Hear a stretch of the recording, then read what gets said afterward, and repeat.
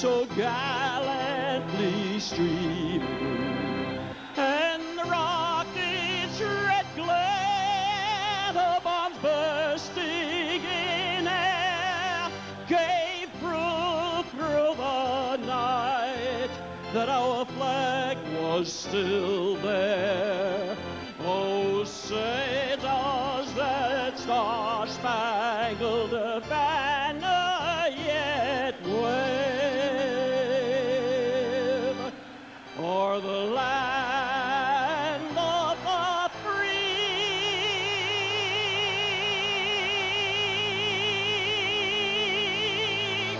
and the home of the brave?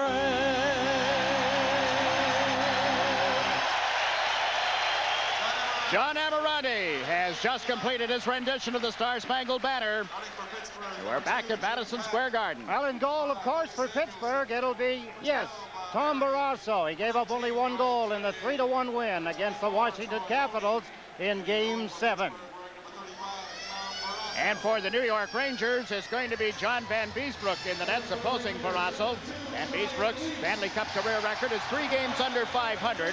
He played games 1, 2, and 7 in the first round over the New Jersey Devils. Made 33 saves in their 8-4 win here on Friday night in Game 7. Hadn't played for 10 days prior to that. And Beesbrook is 28 years of age. The older of the two. His backup, of course, is Mike Richter. The off-ice officials are from Long Island, who handle the Islander games, and Andy Van Helleman will referee tonight's encounter, joined by Gord Brossiker and Dan Shakty on the lines. Pittsburgh, coached by Scotty Bowman, sends Brian Trottier to center ice with Troy Loney on the right, and Bob Airy was on the left side, and they made an immediate change as Phil Bourque came out and immediately stepped into his man. Molson's has brought you the opening face-off of this, the Patrick Division final between the Pittsburgh Penguins and the New York Rangers. That's Phil Bourque up to Troy Loney. Leach handling the puck for the Rangers, number 2, over center in a quiet series until the final game against New Jersey, and he put that shot up high on Tom Barrasso. They battle for it along the near boards. The Penguins trying to play it out, and Troy Loney does. Chasing it back is Mark Messier, the captain of the Rangers. Pittsburgh making a player change 39 seconds into the opening period, and Messier's outlet will go right to Barrasso. Leaves it for Larry Murphy. Murphy, number 55, skies one high out toward center. It bounced away from Mario Lemieux. And James Patrick, the Ranger defenseman, has dumped it down the ice quickly. Gartner after it put it out in front. But the Penguins were there, and young Yager comes to center ice. Jaromir Jagr didn't try to split the defense, then couldn't drive wide on Wells either. And pushing and shoving, it was Hardy, not Wells. And the Rangers with a breaking pass, deflected away from Gartner and cleared by Barrasso. We're 1 minute and 15 seconds into the opening period, waiting for the first goal of this game. Larry Murphy, at the stick pulled out of his hands, kicked the puck around to the right wing boards, and it's brought out of the zone now. Evan Stevens gets checked at center ice, recovered, turned it over, and here's Mark Hardy for the Rangers. Hardy shoots it in, and Jennings chases it to the left wing corner and plays it out through center ice for Pittsburgh. Sorella back for the Rangers. Now it's handled once again by the Pittsburgh Penguins, but Lemieux got checked, and Jennings steps over center and dumps it in. Turcotte's line is out for the Rangers. Turcotte with King on the left side and Broughton on the right. Pittsburgh with McEachran in the middle here, has Herdina on one side. And you hear the crowd roaring as Paul Stanton got a piece of his man. Long shot from the point, deflected wide. Handled by Bob Airy. Airy got it to the line. Sorella held it in. A shot through a screen. Barrasso down, and he covers the puck. We have played 2 minutes and 19 seconds in the opening period. The Rangers with the first good scoring opportunity. If you're a small business that calls one area code more than others, you can choose a calling plan designed just for you. Introducing the AT&T Partners in Business Plan. You can get a 20% discount on the area code you call most, automatically, even if your calling patterns change each month. AT&T Partners in Business. Choices, because one size does not fit all. Call us. Tom Barrasso busy here in the early stages of the first period. his team making some errors in front of him. Here was a screenshot a moment ago. He makes the stop, falls backwards away from the puck. That's a problem for a goaltender because then he can't reach it if it's laying near his feet.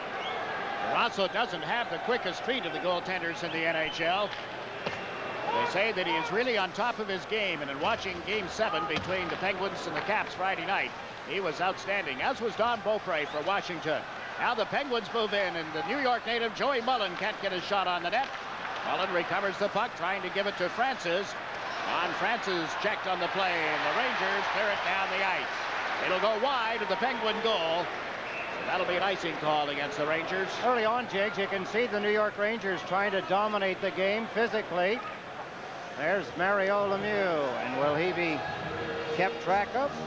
I would have to think so. Lemieux, he'll be all over the ice. You can see that Randy Gillen, ex-teammate, ex-Stanley Cup teammate of the Pittsburgh Penguins, hanging in very close to Lemieux. Now Gillen has gone back to the Ranger bench as you have a look at number 16. Joey closer with his back to you, as you see, number 26. And there is Ty Domi. Lemieux has stayed out on the ice playing with Francis and Mullen, so Scotty Bowman is shaking things up, and here's Messier leading the Ranger attack to Graves, and his shot is blocked. John Barrasso failed to clear it out of the zone, but now Ron Francis gets to it. Passes to Mario Lemieux, 2 men back at the Ranger blue line. Lemieux forced them to back in and played the puck behind the net. Mullen gets tied up, Francis digs it off the boards. Trying to turn on Graves, slipped it out in front, and the shot wide. Big chance for Joe Mullen. Francis has been knocked down off to the side of the goal and just now released by Adam Graves, who picks up the puck and clears it out through center ice.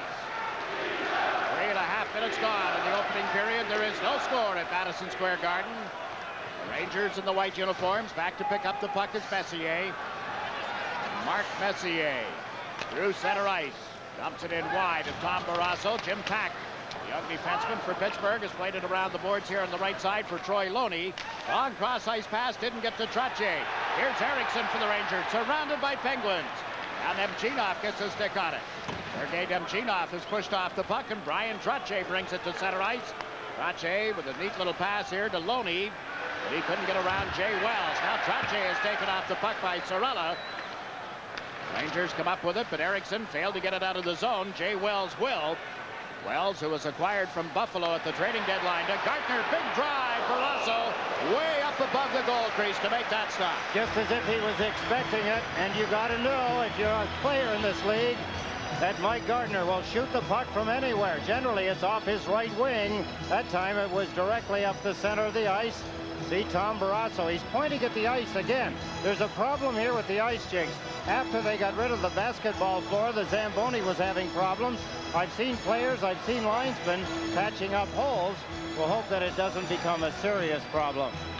Yeah, the Knickerbockers eliminated the Detroit Pistons here earlier today, and the ice surface came up and was just awful as far as discoloration. Here's the chance that Mullen had. Wow, and you don't get him better than that, Jigs, and that's got to haunt the Pittsburgh Penguins as this game goes along. You have to say it's close. Look at Francis. Ron Francis fights off a check. A beautiful job by Francis. Mullen had that much net, and John Van Beesbrook got his toe on it.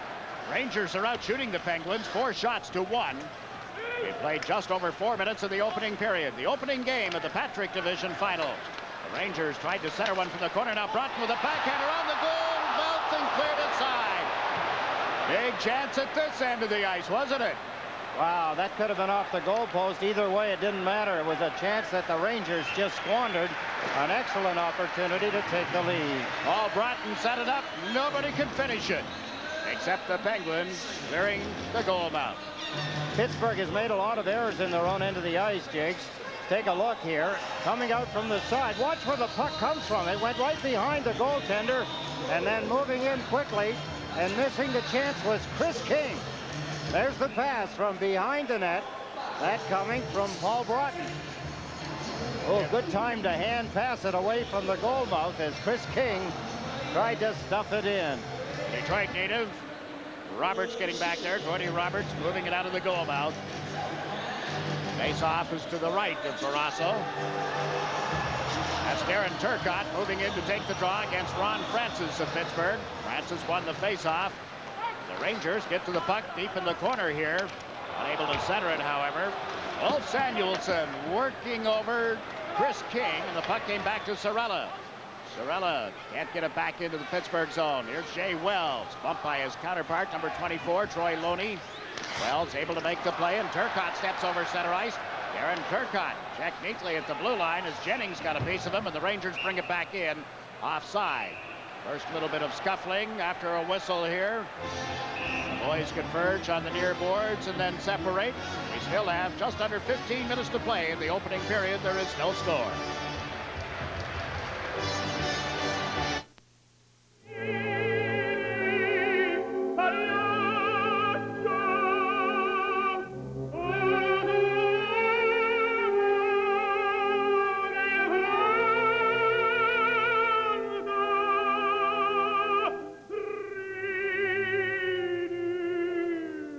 Sort of what it feels like when you run out of Molson.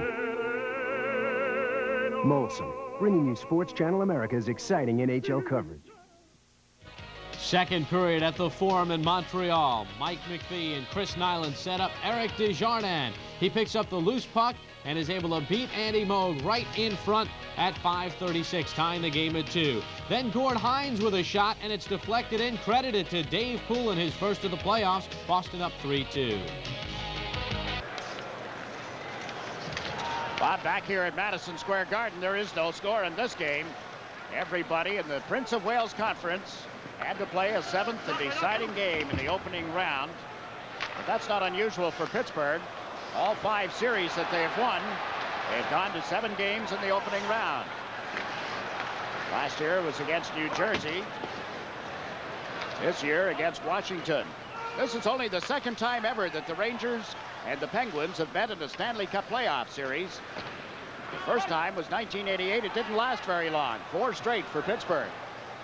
That was the year that the Rangers had fired their coach on the last weekend of the regular season, dismissing Michel Bergeron, and then opened up against Pittsburgh and closed, as I say, just a little bit longer than some Broadway runs last. Well, just talking about things that happen in a hockey game, of course, with even Lemieux making things happy. Jim Pack a moment ago, Jigs, with a beautiful check on the rushing of Mark Messier. Messier trying to get behind the net where he operates very well, but he was on the move. And it was a nice takeaway play by the young defenseman. Here's some of the action again down in Pittsburgh's end of the ice. A little soccer-style pass by Samuelsson. He kicked the puck ahead. Pittsburgh has only Ulf Samuelsson of the 2 Samuelssons in the lineup tonight. Shell has a wrist problem. Shell Samuelsson, the former Ranger, former Philadelphia Flyer, acquired in a trade from Philadelphia. They're also without Rick Tocchet. Pittsburgh is. Tocchet also coming over in that deal. He has a shoulder injury. No score in this game. Just under 14 minutes left in the opening period. Game 1 of the Patrick Division Final. Mark Hardy with a long pass. And at center ice, the Rangers can't complete it for Eriksson. Then Gartner is knocked off his skates. And the Penguins play it around the boards and out to center ice. If there's a glaring difference right now in this hockey game, Jigs, it has to be in the passing. Pittsburgh can't make a pass, and the Rangers are doing it well. And when they do step up, they make a 2-line pass. Rangers do. You look at Larry Murphy. Some talk about Murphy as the league's best defenseman this season. He has put up some good numbers again. Well, he's got 6 points here in the playoffs. He's got 2 goals and 4 assists in the 7 games against the Washington Capitals. His game has improved so much defensively. He was always known as a good offensive defenseman, but defensively he has improved.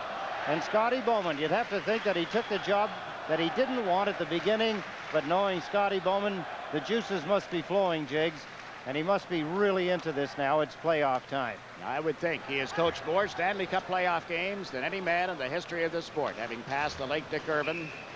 The puck goes up and out of play. Clock stopped with 13 minutes and 27 seconds remaining in this opening period. And there is Kevin Stevens. Stevens has had a tough time in the playoffs, particularly early on, and then he got things going. There he is, Broughton and he.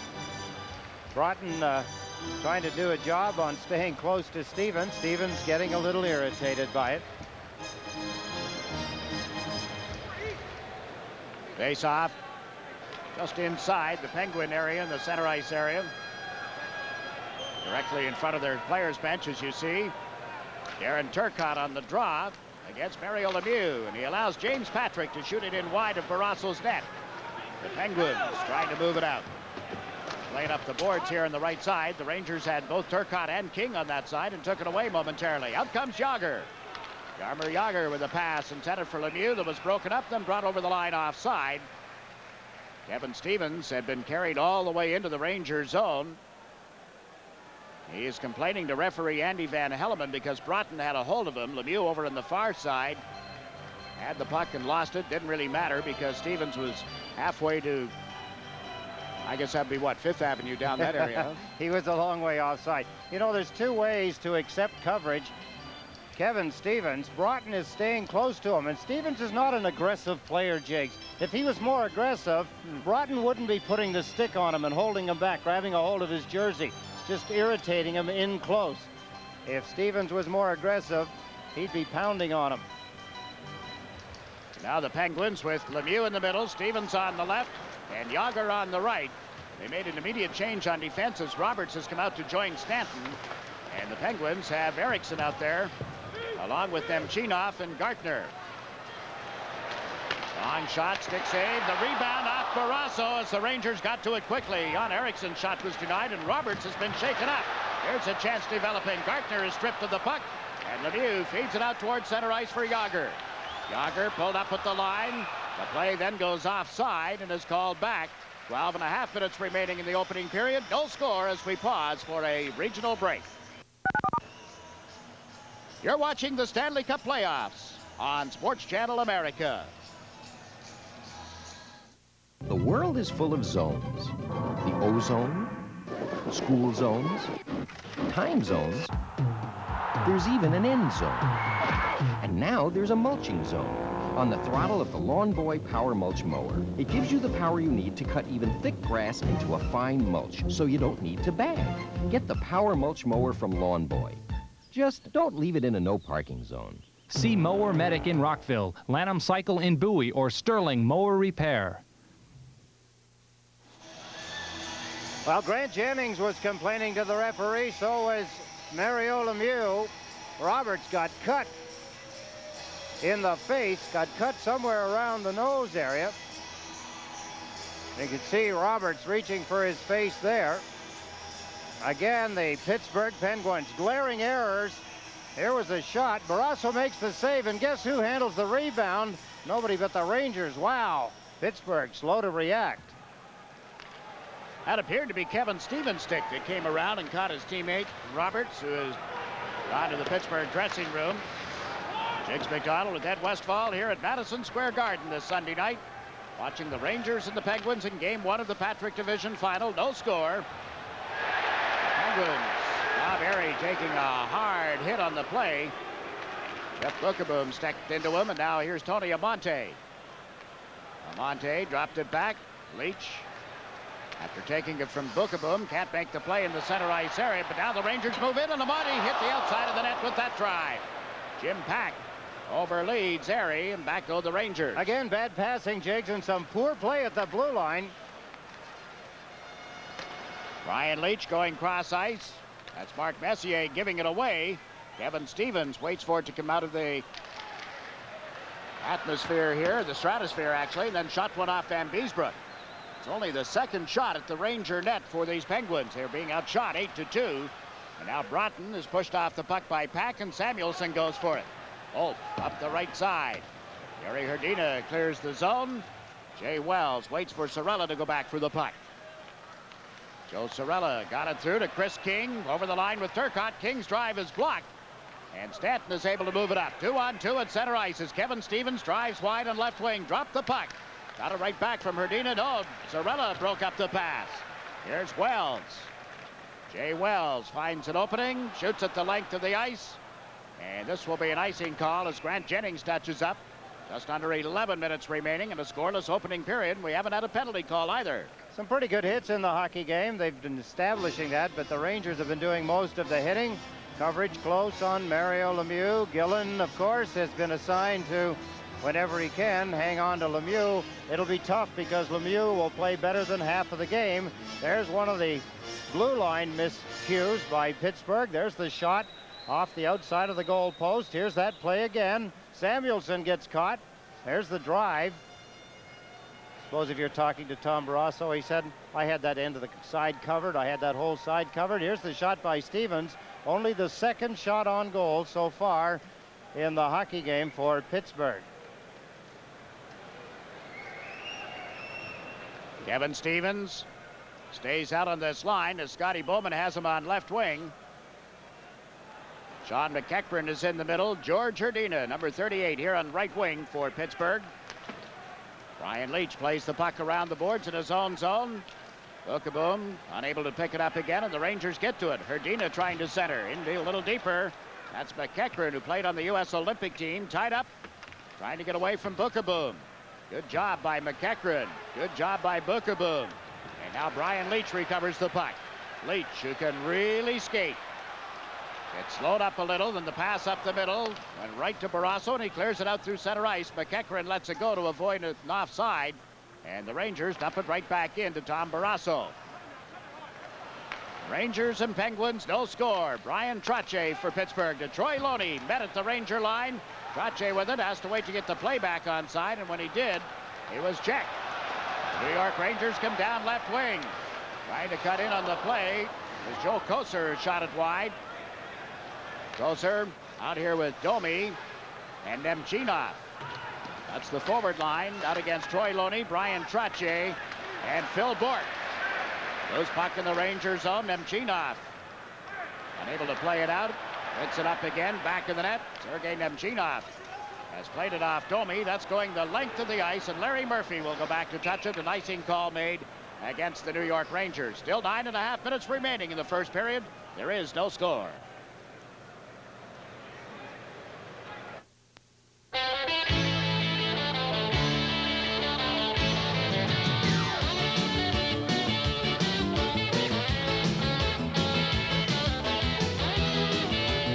They must have heard the good news. Molson's 35-year history with the NHL is going to continue. Molson, bringing you Sports Channel America's exciting NHL coverage. Boston on the power play at the Forum. Ray Bourque over to Steve Leach. Over to Joe Juneau, who winds and fires. Leach with the screen in front. Credit the goal to Juneau. Power play goal, 4-2 Boston in the second.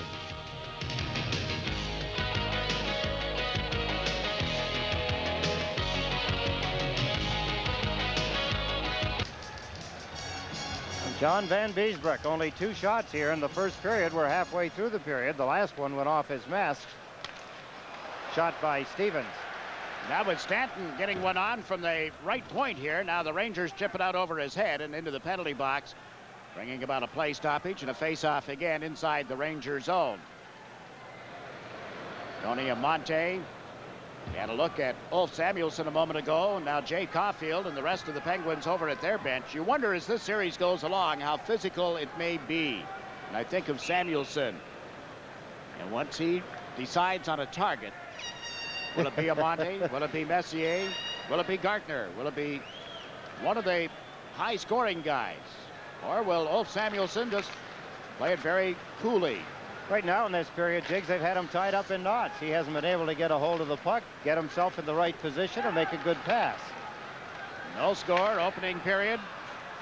Penguins unable to get it back into the Ranger zone cleanly. Phil Bourque got it to Trottier. His pass to the right side for Loney, and he couldn't get it back to a teammate. This is Mark Messier. Dropped it in deeper. Bookeboom to Leach. Brian Leach comes to center, and then is forced to shoot it in. Barrasso cuts it off back of the net. Plays it around the boards. It's taken by Amonte, and then he has to chase it. Tony Amonte sets up the man at the point, and Bookeboom shot it well wide of the net. Here's Ulf Samuelsson. Up the right side for Loney, off his stick. Leach had to turn and go back for it, and he's given it to Bookeboom. The Penguins in the middle of a change. Graves spotting the player change, trying to pass to Messier. That's deflected and out of play. Still no score in the opening period.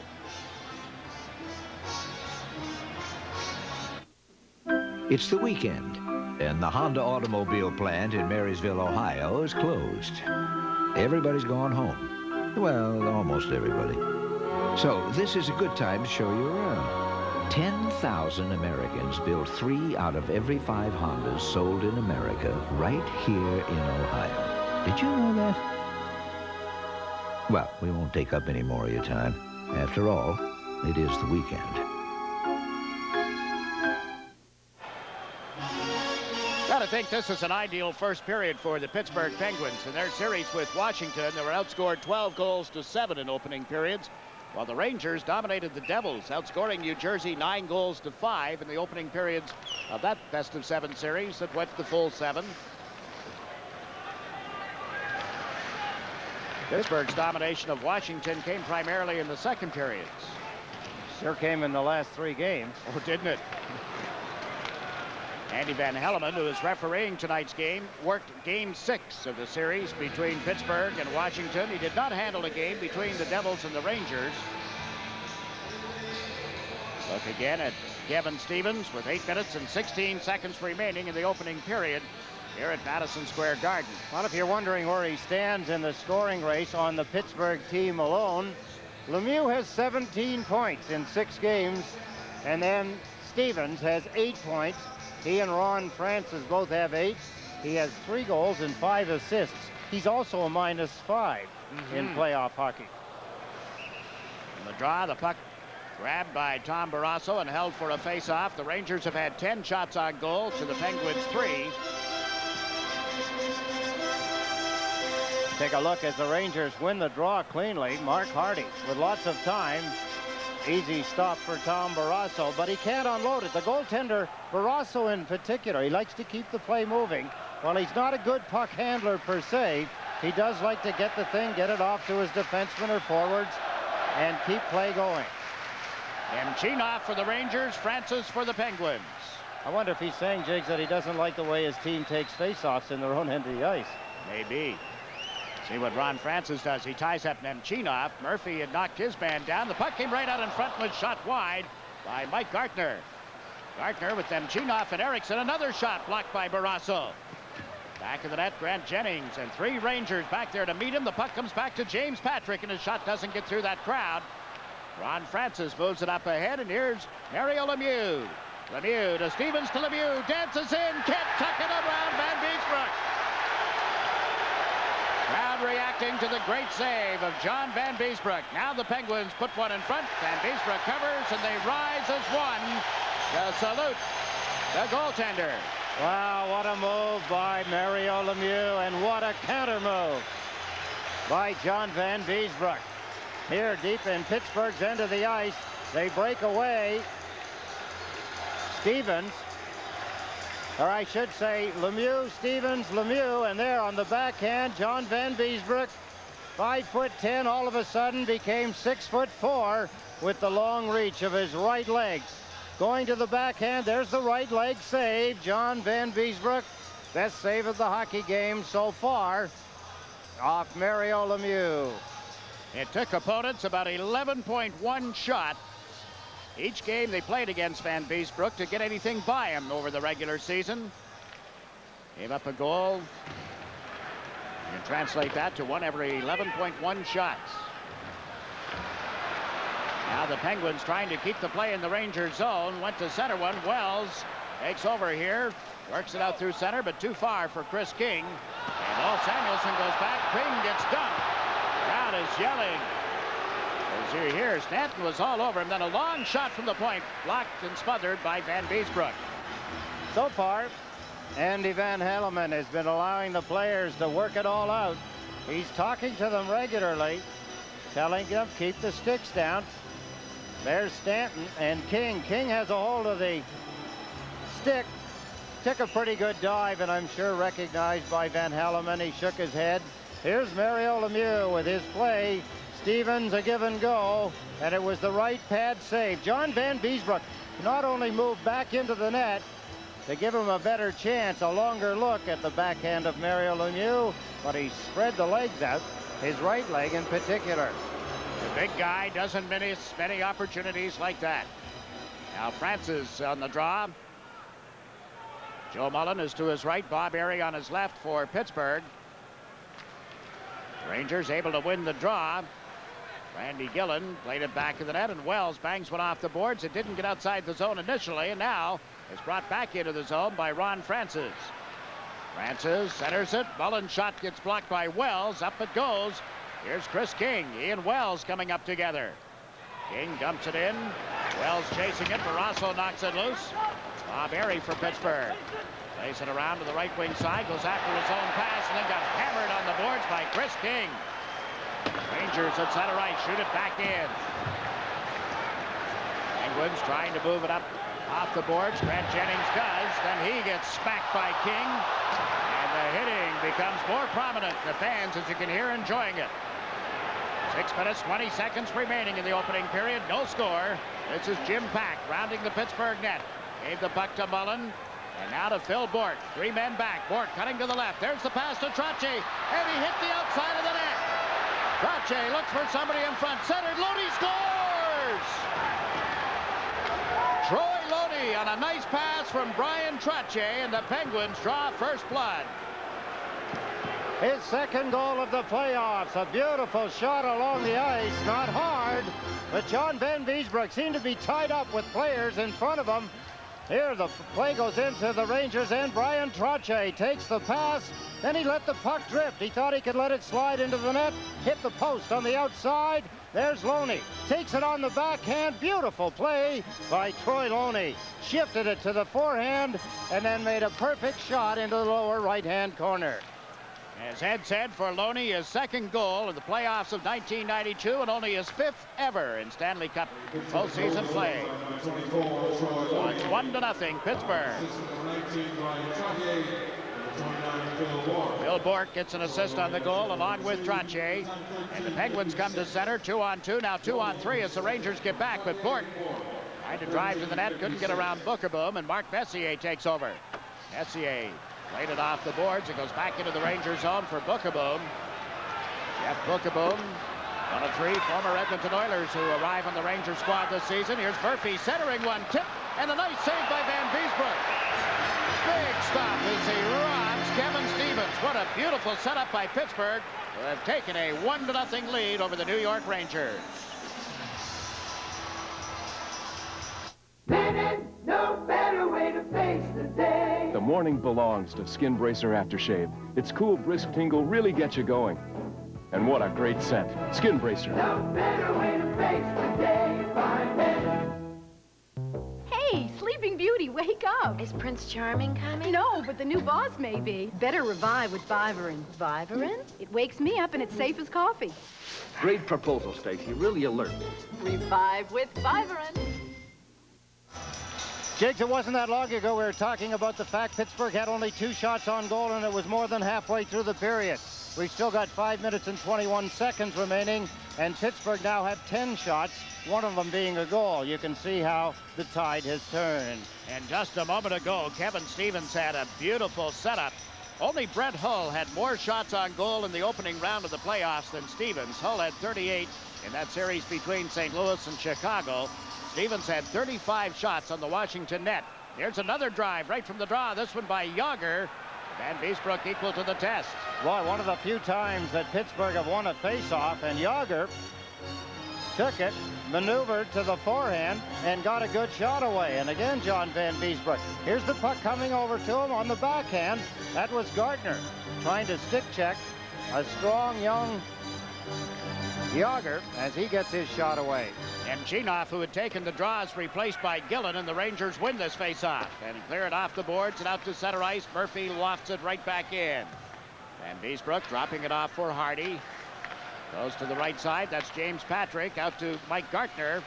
Gartner, who had just a great series against the New Jersey Devils, has dumped it in, and Barrasso holds it and gets checked back to the net. Gartner put it out in front for Eriksson, and he was teched immediately. Boy, that's when your teammates have to be yelling to you. That'll be communication. Did you hear that? Gartner just hit the pipe.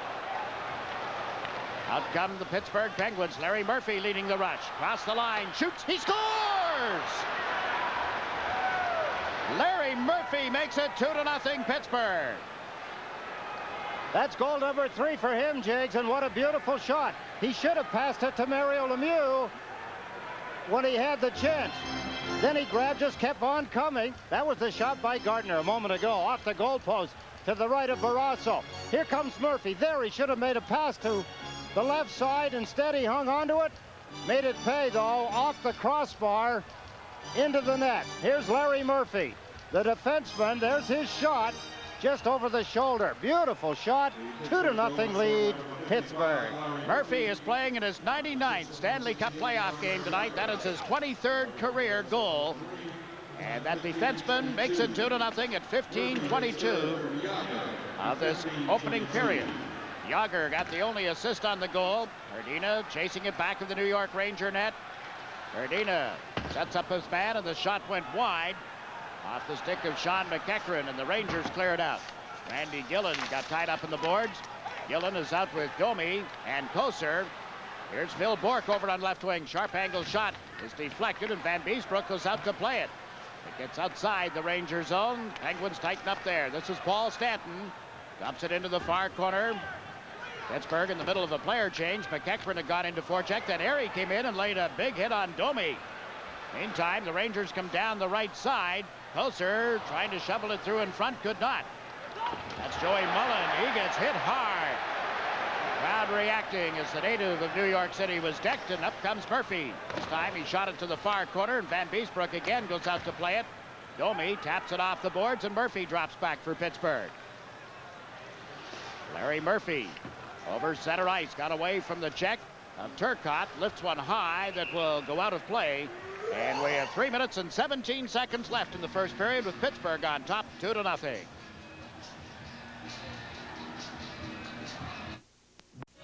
At the Forum in Montreal, the Canadiens will get one back. Watch Dennis Savard right here. First, the skating ability, then the deceptive strength. Going down, he curls it past Andy Moog. Bruins in front 4-3 late in the second. Pittsburgh Penguins with a 2-0 lead over the New York Rangers here at Madison Square Garden, and the Rangers just went in offside. Brian Trottier and Turcotte getting tangled up in the center ice area. Couldn't get untangled. Of course, offside allows them to break up. You know what's happened here, Jigs, in this period? Pittsburgh has taken the crowd out of the hockey game. Here, Brian Trottier and Turcotte get locked in together. Not because they want to be. Neither one would let go. Yeah, the crowd has been eliminated now. Pittsburgh with the 2-0 lead. That has really become very quiet in this building. Rangers have had only one shot on goal in over something like 8 minutes now. The Penguins have built a 2-0 lead. Pittsburgh has won 3 games in a row in the Stanley Cup playoffs. They trailed Washington 3-1 and became the 11th team in Stanley Cup playoff history to come from a 3-0 or 3-1 deficit to win a series. Another team that did it, Vancouver, lost in overtime to Edmonton, as you know. Jim Pack, much improved defenseman this season, cleared the puck out for Pittsburgh. Brian Leetch gets it right back from Bookeboom. Leetch to Amonte, bouncing puck to contend with. Now he gives it to Graves, and he can't get the shot away. As he looked up, immediately Samuelson was in his face. Rache moves it out. James Patrick drops back at the line. He's given it to Leetch. Steps over the Pittsburgh line with 4 Penguins back. Leetch put it on, and it's turned aside. Now Amonte with a turnaround shot that doesn't get through, and Airy just flips it down into the Ranger zone. Leetch will get back before an icing call. Lemieux into forecheck, forcing Leetch to turn back of the net. Ryan Leetch using the boards. Cleared it to center ice, and Larry Murphy shot it right back into the Ranger zone. This is Leetch. Leetch up the left side. Messier dumps it in. Less than 2 minutes to go in the opening period. That's Grant Jennings on the Pittsburgh defense. Got it to the line. The Rangers held it in, then lose it, and here's Yager with 2 men back. Jaromir Jagr pulls up inside the line. Got pushed off the puck by Hardy, but Lemieux gets it away. Van Beesbroek the stop. And quickly Nemchinov turns things around and brings it through center ice. Nemchinov trying to drive on Jennings, and Murphy cut across and clears the puck up into the seats. Interesting when you see some of the matchups that these teams are trying to present each other. They like to have Jim Pack out on the ice along with Samuelson, Jigs, whenever Messier is on the ice. They want that defense partnership of Pittsburgh out against Messier. Kind of interesting, isn't it? Jim Pack, still regarded as a rookie, has himself a Stanley Cup ring. Didn't play enough games last season, that's the season before this past, I should say, to qualify. And one of the rookies in the league this year. Here's Hardy trapping the puck outside the line. Gave it to James Patrick. Shot in and around the boards. Larry Murphy out of the right wing corner. Plays the puck toward center ice. James Patrick is there. Dumps it in. Murphy will make the exchange here with Barrasso. Up the left side. They can't get it to Mullen. Came loose in front. Oh, and Gartner's shot was denied. Now Mike Gartner trying to come out of the corner. Plays it around the boards. Less than a minute to go in the opening period. The Penguins with a 2-0 lead at Madison Square Garden. Murphy, who has one of those goals, starts from back of the net. Got pulled off balance, managed to clear it out, and it's shot right back in again by Bookavoom. Murphy with it behind his own net. Up now to Joe Mullen. Mullen with a pass that didn't get to Francis, but it did come outside the line, and Turcotte got it back in offside on the play. That draws a reaction from the crowd that has been stilled and quieted as the New York Rangers go back to what they were doing in the first period early, and that's put pressure on, force Pittsburgh to make mistakes, and Pittsburgh is falling into line, coughing up the puck. Murphy having problems now, handling the puck and making a clearing pass to help get his team out of their end of the ice. Pittsburgh scored at the 13:56 mark to take the lead. Penguins opened the scoring in 4 of the 7 games against Washington, winning 3 and losing 1. And in the game against New Jersey, the Rangers opened the scoring 5 times. Leach with a cross-ice pass. Can't get it through, and Brian Trottier, surrounded by Rangers, dumps it down the ice. Then King went right to Trottier, and Leach went for the puck. Ryan Leach up now to Chris King. King at center ice is over the Pittsburgh line, driving in on the left side, and the shot is tipped by Samuelson and ends up in the seats. Samuelson and King kept the play going. Samuelson skates away, said something to tonight's referee, Andy Van Hellemond. Now we're getting a lot of players tied up out in the center ice area. There's Pack. Broughton nails him into the boards. Pack gets up, gets a hold of the leg, comes up with the leg, tried to tip him over, but Broughton had a grip on the boards. Andy Van Hellemond getting a very close look at all of it. He just shakes his head and says, come on, boys. I understand the intensity of a hockey game, particularly a playoff game. Teams trying to establish themselves individually and collectively. Only 3 seconds remaining in the opening period. John Van Beesbroek has started out of the Ranger net as if anticipating Roger Nielsen putting an extra man on for this draw, but he is not going to do it. Nielsen isn't paying any attention to him. He has not looked over at Van Beesbroek. You know, if the goaltender, Van Beesbroek, were coaching, he'd make the move. It's student body to the right as Mark Messier lines up for a face-off against Ron Francis. Koser, Amonte, Gartner, and Leach. All to Messier's right, but the Penguins get the draw, and the opening period comes to a close. Big period for Pittsburgh. They were outplayed early and then come back and have taken a 2-0 lead at the end of 1 period at Madison Square Garden. Oh, there'll be a lot of mind games before this series is over between these two. Scotty Bowman coached the Peterborough Petes of the Ontario Hockey Association, the OHL as it's called now. And when he left to go to the professional ranks, Roger Nielsen took his place behind the bench of that junior team. Both very innovative coaches. So the second period gets underway. The Penguins won the draw, and here's Yager across the Ranger line. Laid it back to Lemieux. Harry Lemieux trying to center from the corner, got checked. This is John Eriksson for the Rangers. The pass to James Patrick, and he had to reach back for it. Spotted in front of Barrasso, who banks it off the left wing boards, but away from Mary, and Eriksson sets up Gartner to the backhand. Can't get that by Barrasso. Now from back of the net, Nemchinov looks to the point, can't get it to Patrick, and the Penguins end up dumping it out of the zone. James Patrick stepped up, then got checked. Bob Airy moves the puck smartly, and Lemieux shot it off Gartner. Back for it here is Yager, and that hit Nemchinov and bounced into the Penguin zone.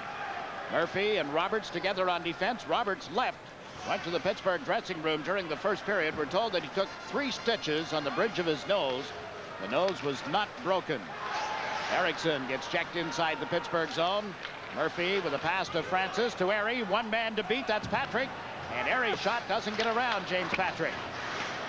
Now Yager back in the net. The puck knocked away by Messier, the Ranger captain, held at the line. Long shot by Pack went wide. Kevin Stevens moves it back in the net. Francis is well covered. Here's Pack setting up at the left point. His long shot into the skates of Francis, and the first penalty of the game will go against James Patrick. Now Samuelson is knocked down out by the blue line. The two teams played a penalty-free opening period. James Patrick draws the first penalty of the game, with the Penguins on top 2-0.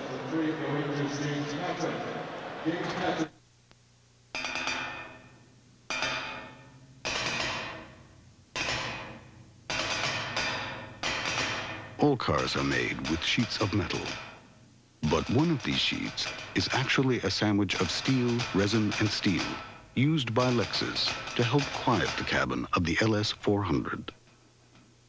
Care to guess which one?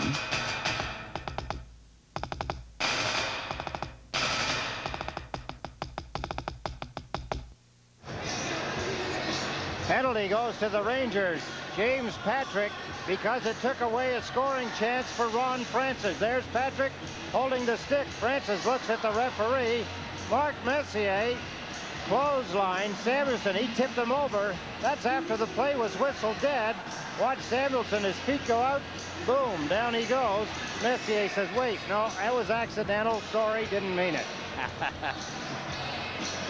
Messier goes unscathed, but Patrick is off for holding, and the Pittsburgh power play was very, very good against Washington. 11 power play goals on 34 chances.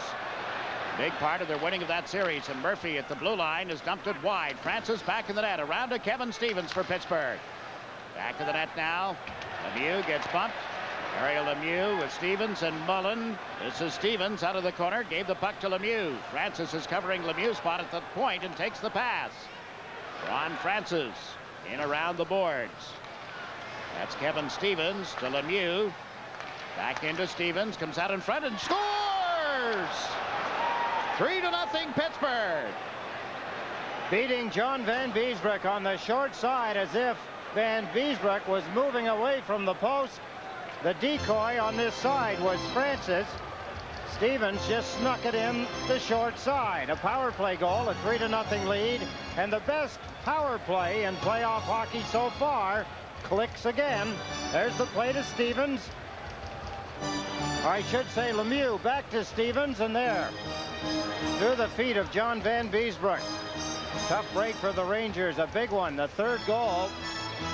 Now the Rangers have to score 4. There's the puck as it gets in between the feet of Van Beesbroek, excuse me. Kevin Stevens, 3 of the 4 goals that he has scored in postseason play here in 1992 have been on the power play. Ron Francis will get an assist along with Barry Lemieux. The goal at exactly the 2-minute mark of the second period. Bill Bourque gives the puck to Samuelson. One man back, making it a 2-on-1 break here is Loney to Samuelson, and he couldn't butt it out of the air. The Rangers dump it out towards center where Messier gets a stick on it. Messier. Now Patrick closing in on the right side. Messier, King, and Amonte together. This is Mark Messier. Slap shot is wide of the net. The puck ends up here on the left wing boards, but in the center ice zone before Leach can get to it. Gauthier tried to knock it away, could not. Messier is over the line with Amonte. Messier's shot went wide, rebounded in front, cleared by Samuelson. Comes back toward the left point. That's Wells. Now to Sorella. Sorella through a screen. He scores!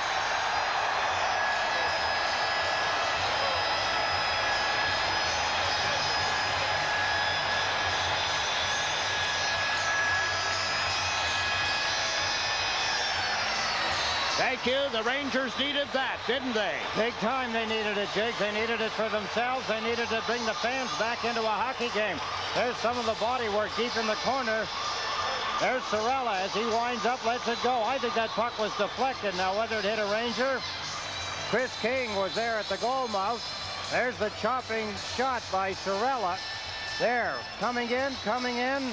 It seemed to deflect. You could see it go across the goal mouth into the far side. Whether it went off the Ranger forward or not, we'll have to wait and see, but it's now 3-1. Rangers dump the puck into the Penguin zone. Ty Domi in after it. He's out with Koser and Gillen, but the Penguins break out of the zone. Verdina down the right side. Gave the puck to Stevens. Stevens held it, then shot it off Van Beesbrook. Verdina's been knocked down and is slow getting back onto his skates. He stays in the play, however.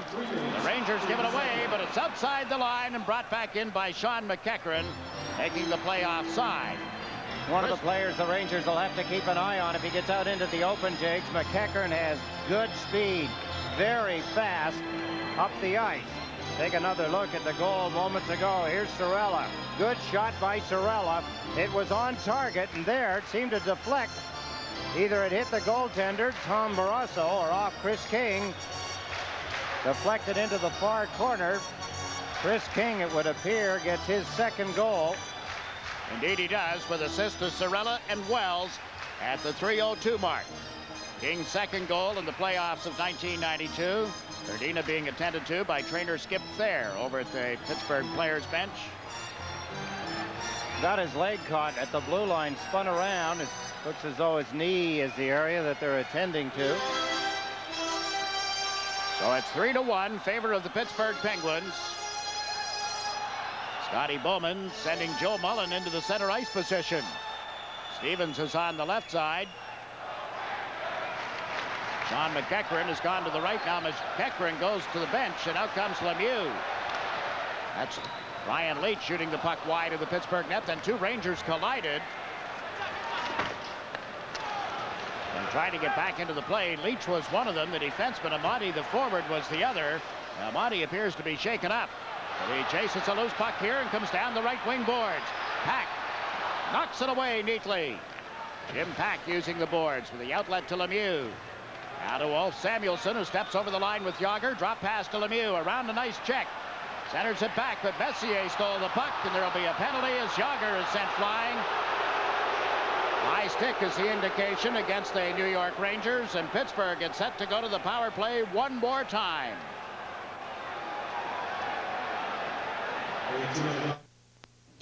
Aqua rush, salty spray, power thrust, churned and sea. Kawasaki, it's where I wanna be. Introducing the hottest two-seater watercraft on the water, the Kawasaki Jet Ski Super Sport. With a sleek V hull and a powerful 750 engine, the Super Sport is where you wanna be. Kawasaki, let the good times roll. Kawasaki.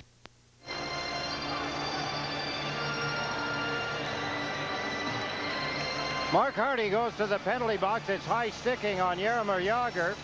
Moments ago, Jiggs, you were talking about how quickly they changed. McEachran went off the ice.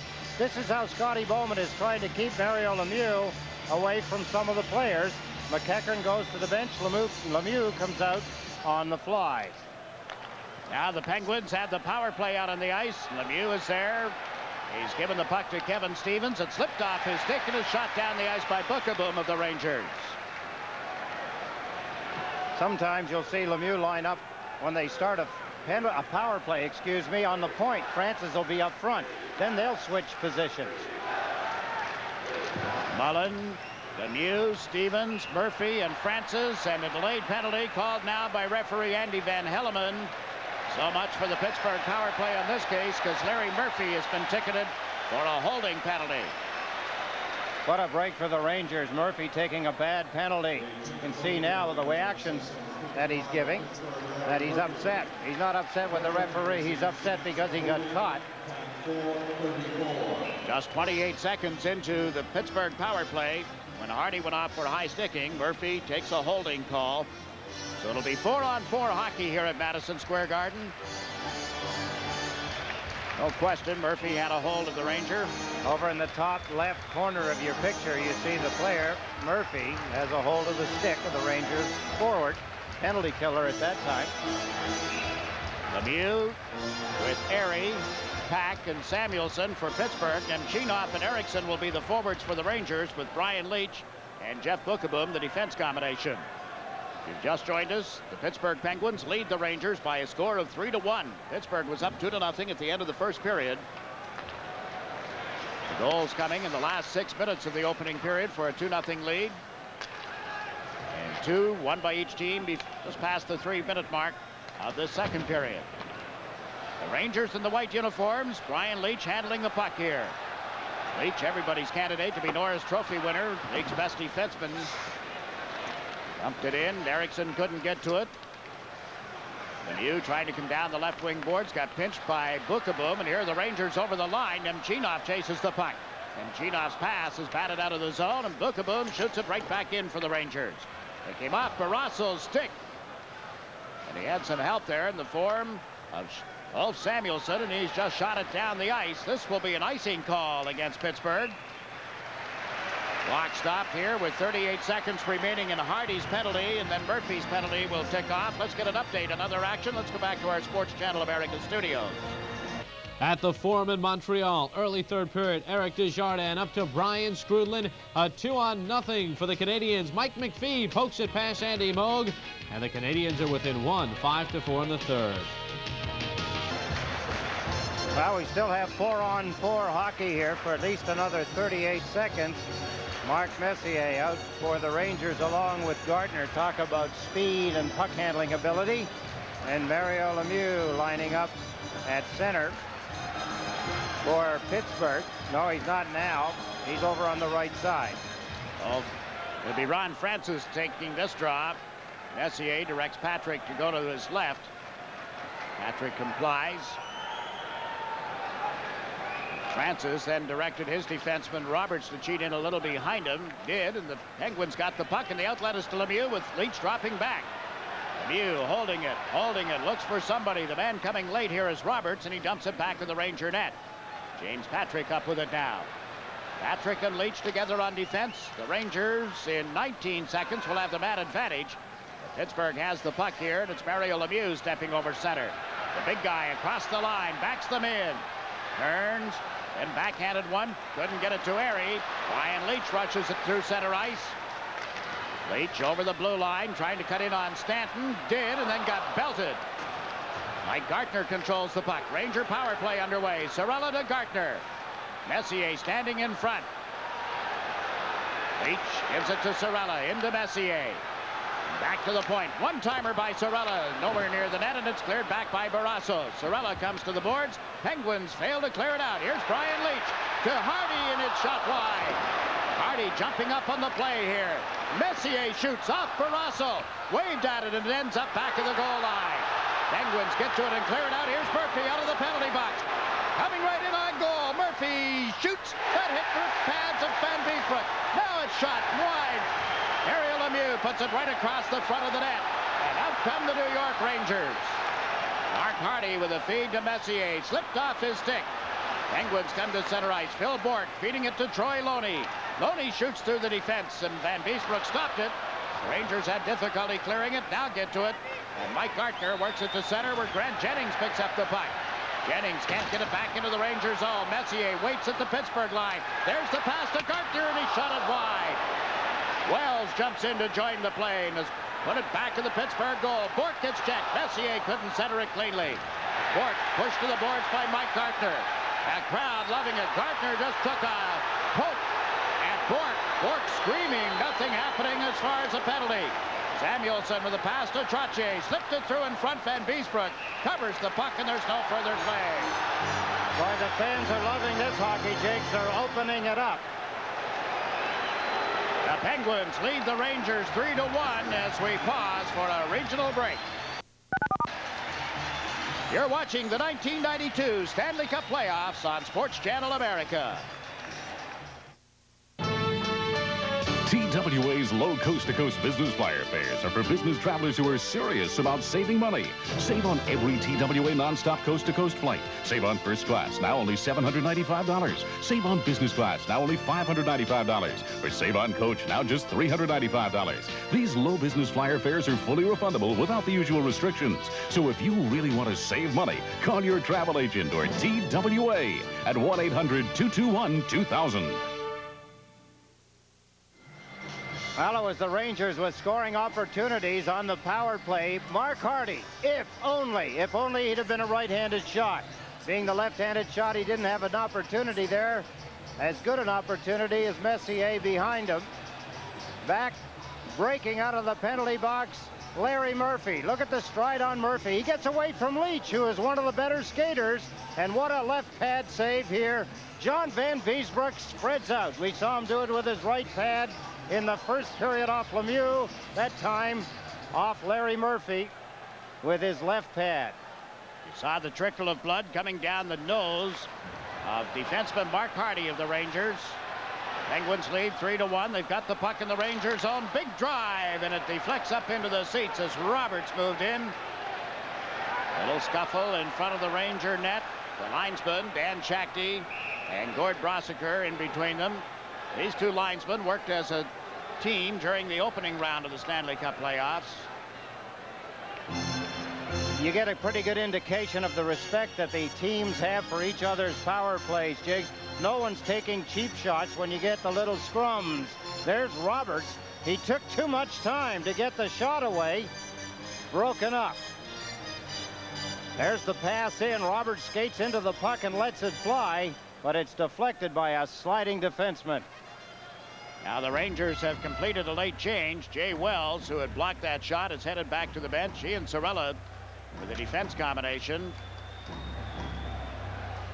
The Rangers will send Nemchinov in to take the face-off against Mario Lemieux, who won the draw, got it back to Larry Murphy, and his shot doesn't get through. Here's Jágr. Worked it to Stevens. Kevin Stevens can't get it to Roberts, who had jumped into the play, and the Rangers move to center ice. John Erickson has taken off the puck, but Gartner controls it. Gartner can't slip around Roberts in time, and Murphy sets up a 2-on-1 break. Here's the big guy, and he shot it wide. Mario Lemieux, Jaromir Jágr, and Kevin Stevens. Mario Lemieux is 0 for 2. Wow. And Beesbroek beat him on a clean break in the opening period. This time Mario missed the net. Patrick plays it around behind the Penguin goal. Larry Murphy skies one that goes out of play, and the clock is stopped with 11 minutes and 27 seconds remaining in the second period. Not often do you see him miss the net. He forces goaltenders to make saves if they're not going in the net. That time Lemieux. Van Beesbroek, he held his ground just long enough. Here's Jágr grabbing the puck quickly, getting it ahead to Lemieux. He's going to go top right. To your left, there's the shot. Van Beesbroek was well out, held his ground. Lemieux gets to that position because now he can shoot it or he can pull him. This time he opts to shoot it because John Van Beesbroek with his right pad the last time when Lemieux tried to beat him, he beat Lemieux with his right pad. Well, Mario is 0 for 2. He does have an assist in this game, setting up Kevin Stevens' power play goal that made it 3-0. That prior to the goal by Chris King of the Rangers. 3-1, the Penguins leading. Pittsburgh has dumped the puck into the Rangers zone. Bookeboom and Leach. Number 23 is Jeff Bookeboom, the big rangy defenseman with it here. Now to Brian Leach. Bookeboom will stay home. Leach normally will rush it out. This time they moved it on a pass. And Bookeboom has dumped it in. Barrasso knocks it out of the air. Went to the corner. Big collision with Graves and Samuelson. Amandi worked it back to Leach, and his long shot is a pad save by Barrasso. And a penalty call here. Pack took Messier down at the side of the Pittsburgh goal.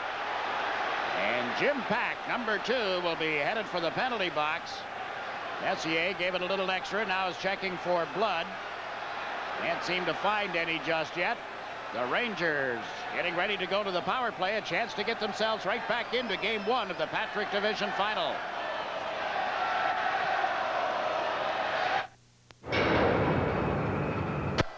That's the athletic ability. Casey Candell right to Jeff King, and there is one away. That's one of those plays, Joe, if it happened in say, mid-October in a great pitching duel. We'll see these Astros and Biggio and company again tomorrow night as the New York Mets come to town with Bonilla, Murray, Howard Johnson. Brett Saberhagen will be on the mound, by the way, for the Mets tomorrow. He's had 2 consecutive 9-inning shutouts. Jimmy Pack goes to the penalty box, a high sticking penalty. Here, Graves, boom. Hard hitting. He and Samuelson, and then here, there's Messier swinging around. Pack reaches in with the stick. Messier made it look a lot more serious than it was. You know, these guys, I think each time they go in to play the Los Angeles Kings, they must go to one of the studios for acting lessons. Well, maybe Mark's working as a waiter here, trying to be an actor in New York, New York. Messier is off, Pack is off for hooking. Second Ranger power play of the period and the game. Leach with a pass up the right side. Mark Messier plays it in around Samuelson. And Monte and Murphy get tied up in the corner. The puck goes to Messier, feeds Leach. Brian Leach to Mark Messier. Across it goes, and Patrick's shot was blocked. Mario Lemieux tapped it back to the net. Murphy gets hauled off his skates by Patrick, and Samuelson is there, plays the boards perfectly to Francis. 2-on-1. Here's Lemieux off left wing, looks, centers it across, and Graves got back for the Rangers. Messier brings them through center and on into the Pittsburgh zone. Can't get it to Amante. It bounces and ends up behind the Ranger, or the Penguin goal, rather. Barrasso plays it around the boards. Gartner gets bumped. Mark Messier works it to Leach. Cross to Patrick. Shoots. That's blocked in front. Big rebound to score! Tony Amante.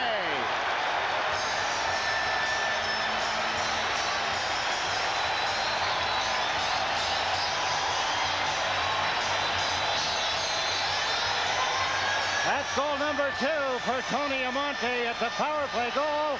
We talked about it at the beginning of the hockey game. Don't take bad penalties, because the power play of both teams works very well, and the Rangers has put them back within 1. There's the shovel pass. There's the quick shot, the rebound to Amante, and there, pulling it to the forehand, Barrasso was committed and down from the original shot. There's Barrasso. Before he can regain his feet, Amante, with his second goal, has made it 3-2.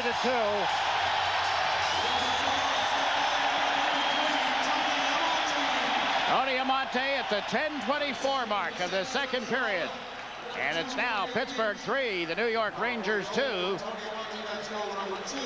Joe Cirella slams it around the boards in the Pittsburgh zone. Barrasso leaves it back in the net for Samuelson. He's checked, and right in front, what a chance for Turcotte. Spreading out, covering all the low ice was Barrasso. He has the puck cradled under his pads. Everybody else, except for the 2 Ranger defensemen and goaltender John Van Beesbrook, scuffling a little. Joe Cirella and Brian Leach assisting on Amonte's power play goal. What a chance for New York, the Rangers, to tie the score. There, good forechecking, Turcotte shot. What a stop by Barrasso. Awkward as it is, desperate under the circumstances. He slides low on the ice. Rangers are out shooting the Penguins 8-5 here in the second period. They've had the last 5 shots on Tom Barrasso. Amante from Cirella and Leach, as Ed said, to make it a 3-2 game. The puck went right to Tom Barrasso, and he has covered it for a face-off. Safe to say the crowd is back into the hockey game. Back-to-back goals. King, his second. Amante, his second. And Pittsburgh is hanging on to a 1-goal lead. Broughton is out here with Turcotte and Chris King. Brian Trottier in the middle. He has Bourque on one side, Loney on the other. Bill Bourque brings the puck out for Pittsburgh. The passes to Troy Loney. Loney to Bourque, who had been taken down, but it's an offside play at the Ranger blue line anyway. And we have 9 minutes remaining in the second period at Madison Square Garden. Roger Mason is up in the, there's Andy Van Slyke. Roger Mason is up in the Pirates bullpen. And there he is, Tom Prince warming him up. Now, Butch Henry, on the other side of things, is due to lead it off in the last half of this inning for the Astros. Good slider. 3-2, 3-1. He threw him a slider. The skin bracer out. No way you could expect that if you were Bouchel. You're leading off the inning, and you realize he doesn't want to walk you to put a runner on base. So you're sitting nothing but fastball in your mind, and he throws a slider. Through some kind of corner of your picture. He's working the bench tonight along with head coach Roger Nielsen. Scotty Bowman has 2 assistant coaches on the bench tonight. Rick Kehoe being one, and Pierre McGuire the other. McGuire's on the headset. Following the draw here, Samuelson hammered the puck into the zone, and Jay Wells gets it out for the Rangers. Played it wide of Barrasso, comes out to handle it, banks it off the glass, and out of the zone with a pass as it turned out to Trottier, now to Phil Bourque. Bourque driving on Sorella, runs out of skating room, and they get stuck down as well, and up come the Rangers. King with a pass to the left side. That's Turcotte snapping one. Barrasso grabbed it, dropped it off, and then he is pushed back into the goal crease by Broughton, forcing the net off the moorings, and more reaction from Pack and the crowd here at Madison Square Garden. Well, it was really an innocent play, Jakes, as much as the Ranger player ended up on his tail feathers. There, he's off balance. He runs in, just protecting himself in the net. Barrasso shoved him, and he was off balance, fell backwards, landed on his tail feathers. Broughton's ego is more injured than anything else. And, of course, here again, the crowd trying to assess a penalty to Barrasso. None will be called. 8 minutes and 34 seconds left in the second period. Pittsburgh got off to a 3-0 lead. 2-0 at the end of the first. 3-0 on a power play goal at the 2-minute mark of this period before King, Chris King, and Tony Amonte have replied for the Rangers. You could see Broughton a moment ago nodding, and he was talking with his coach, Roger Nielsen. Or listening, I should say. Now the Rangers pour over the line again. Nemchinov dropped it back. Ron Erickson chases it to the boards, puts it back in the net, but Murphy is there for Pittsburgh. Larry Murphy. Long pass to Mario Lemieux. Right on him is James Patrick. Knocked Lemieux off the puck. He recovers it again. Gave it to Yager. Up the ice, but out of the reach of Stevens. And Beesbrook watches it go back in the net. Stevens reached in, did not make contact first. Becomes a call against the Penguins for having iced the puck. Kevin Stevens seems to be struggling a little, Jake. He doesn't seem to flow as he had. First kind of checking that the Rangers have been trying to do to initiate on him has been effective to some point, but I see him take off. That, for instance, that long hoping pass that Yager fired up the ice. Only way to try and spring him loose, but if you do get him the puck, he's all alone against two defensemen, which is easy pickings for two defensemen, one forward controlling the puck. That line for Pittsburgh stays out intact. The Rangers remain intact as well with Nemchinov, Erickson, and Gartner. That's Mario Lemieux with a pass to Stevens. Francis up to join the play. Francis. He scores!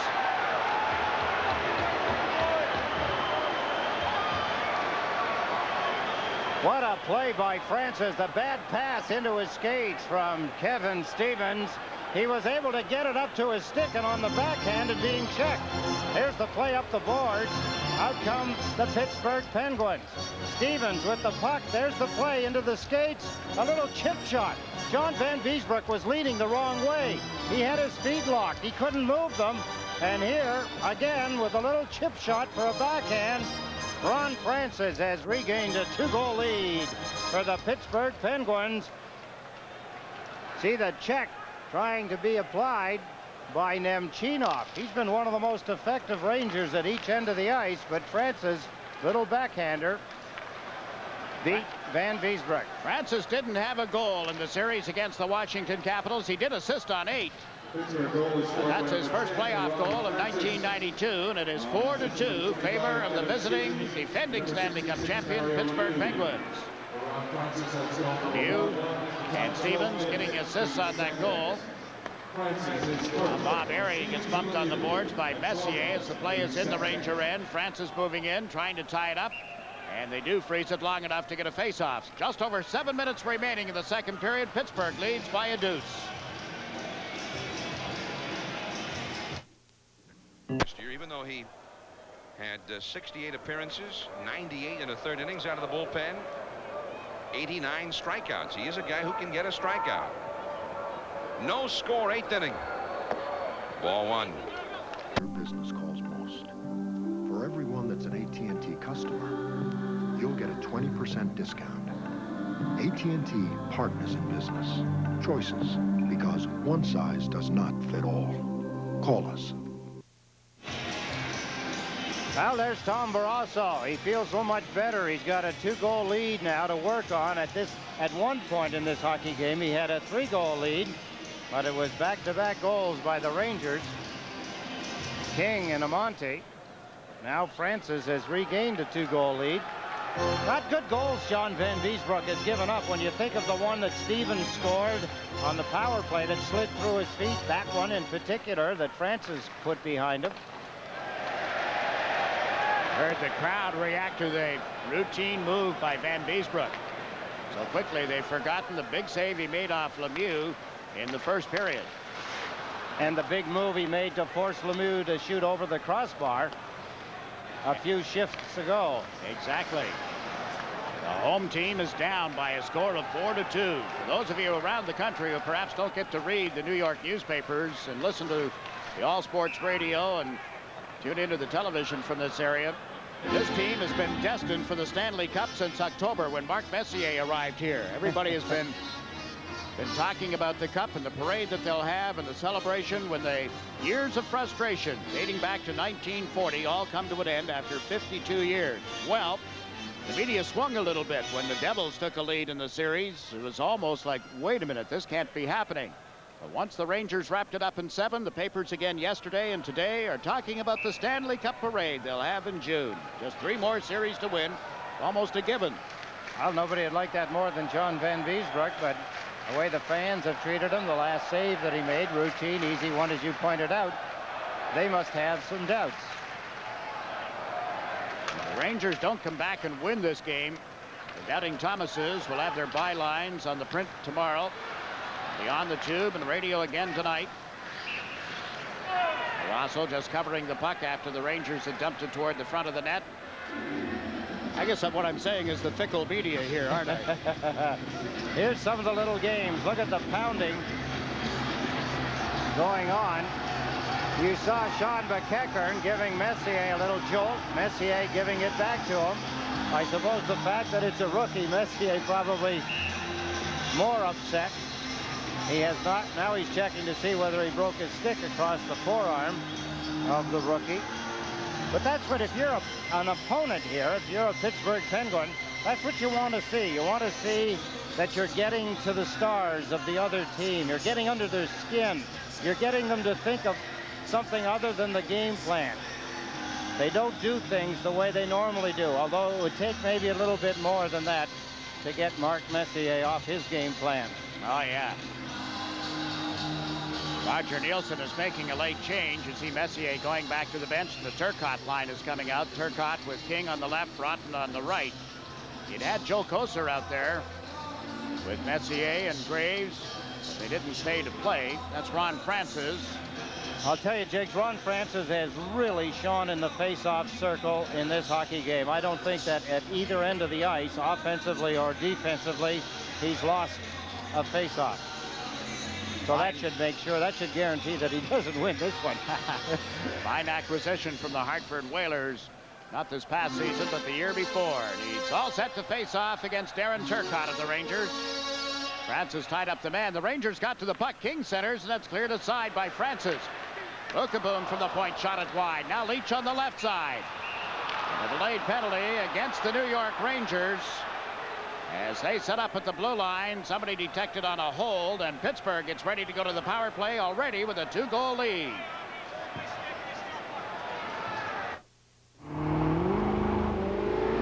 W in Annapolis is holding the... This is cool. Yeah, good luck. I wasn't beautiful before. You're fishing. Here you go. I owe you one.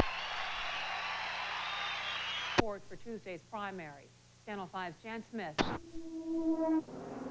They tend to stay that way.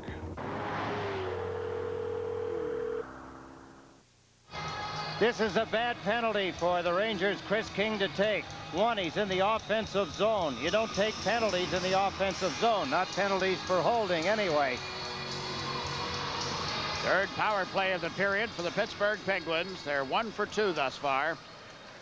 Got themselves a 3-0 lead on a power play goal by Kevin Stevens. And Stevens is out there in this power play as Lemieux handles the puck. Laid it to the right side. Now back to Murphy in his drive just wide of Van Beesbroek. Goes off the boards and flips up into the seats. So they'll face it off outside the New York Ranger blue line. Could be nitpicking, Jigs, but that wasn't a good selection by Murphy to make. That shot from the point had no chance. John Van Beesbroek would have picked it off easily and handled it if, in fact, he could have reached it.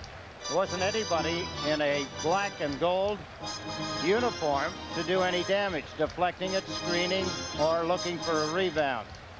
Murphy, 31 years of age now. Started his career with Los Angeles, went to Washington.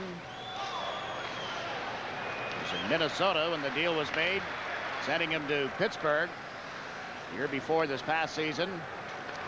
With Paul Coffey having been traded to Los Angeles, Murphy has picked up the quarterbacking role on their power play. The pass from Lemieux didn't get through to Yager in time, and the Rangers start out of the zone. Nemchinov for the pass into the center ice area, but right to Murphy, quickly turned it up front. Stevens chasing the relay from Lemieux, moves it around to Mario Lemieux, the captain of the Penguins. Pittsburgh unable to do any business in the Ranger end of the ice, and Nemchinov dumps it down. Not a good power play thus far for Pittsburgh. Not even a little bit, Jigs, and when you think of the significance of possibly getting a goal here and regaining that 3-goal lead late in the second period, almost an insurmountable lead for the Rangers. Now Kevin Stevens gives the puck to Lemieux, to Murphy. Shot from the point is tipped and deflected wide by Mullen. Mullen taken to the boards, roughed up a little bit. The Penguins trying to pinch in. Francis does. Held the puck momentarily, and then it's shot down the ice by the Rangers. Messier moves in as Murphy rounds the net. Messier tugging at him, pulls him back. Forced Murphy off the puck. There's one area where the Rangers were splendid during the regular season with shorthanded goals, and they had 4 of them during the series against the New Jersey Devils. Messier had a pair in one game. Now Broughton picks up the puck. They're at the tail end of this Pittsburgh power play. The shot faked, and now Broughton lets it go, and it's deflected up into the seats. One shot on goal is all Pittsburgh is able to get on this power play that has only 5 seconds remaining in it. And just 4.5 minutes remaining in the second period at Madison Square Garden. It's interesting when talking to some of the Pittsburgh players before the hockey game, Jigs, they talked about, when I asked them what changed things around from game 4 to game 5, and they said strictly our forechecking. Our forechecking was horrendous in the first 4 games that saw them go down 3 games to 1. We changed it entirely, really sending one player in. We're clogging up the center ice area, and it worked against Washington because their defensemen then couldn't carry the puck up the ice, meaning mostly Al Iafrate. Yeah, they just threw up a tremendous wall in Game 7. I don't know about Games 5 and 6, but certainly what I watched for Game 7 Friday night, it was almost like handing Washington a batch of their own medicine. And the way that stifling defense, that muffling defense of the Caps can work, the Penguins were doing that to Washington. 3-1 win, granted the third into an empty net. Troy Loney, who opened the scoring in this game tonight with a second playoff goal of 1992. He's playing over on the right wing with Trottier in the middle and Airy on the left. Former New York Islander Brian Trottier insisting on Loney's goal. He had a couple of goals in the series against the Caps. You know, when you think of the Rangers, you think of 3 pretty good lines. And you think of Pittsburgh, you think of 3 pretty good lines. The third lines on both of these teams are going to have to really do something. In this hockey game so far, they have. I'll say. Battle for the puck won by the Rangers. Amante has given it to Messier. Things open up for him in the middle, then are taken away as Pack got back along with Stanton. And Bork unable to clear it out of the zone. The Penguins on top by a score of 4-2. Here's Jim Pack with an outlet into the center ice area. Loney dropped it to Trottier. Brian Trottier, long shot handled by Van Beesbroek. Dropped it for Brian Leach.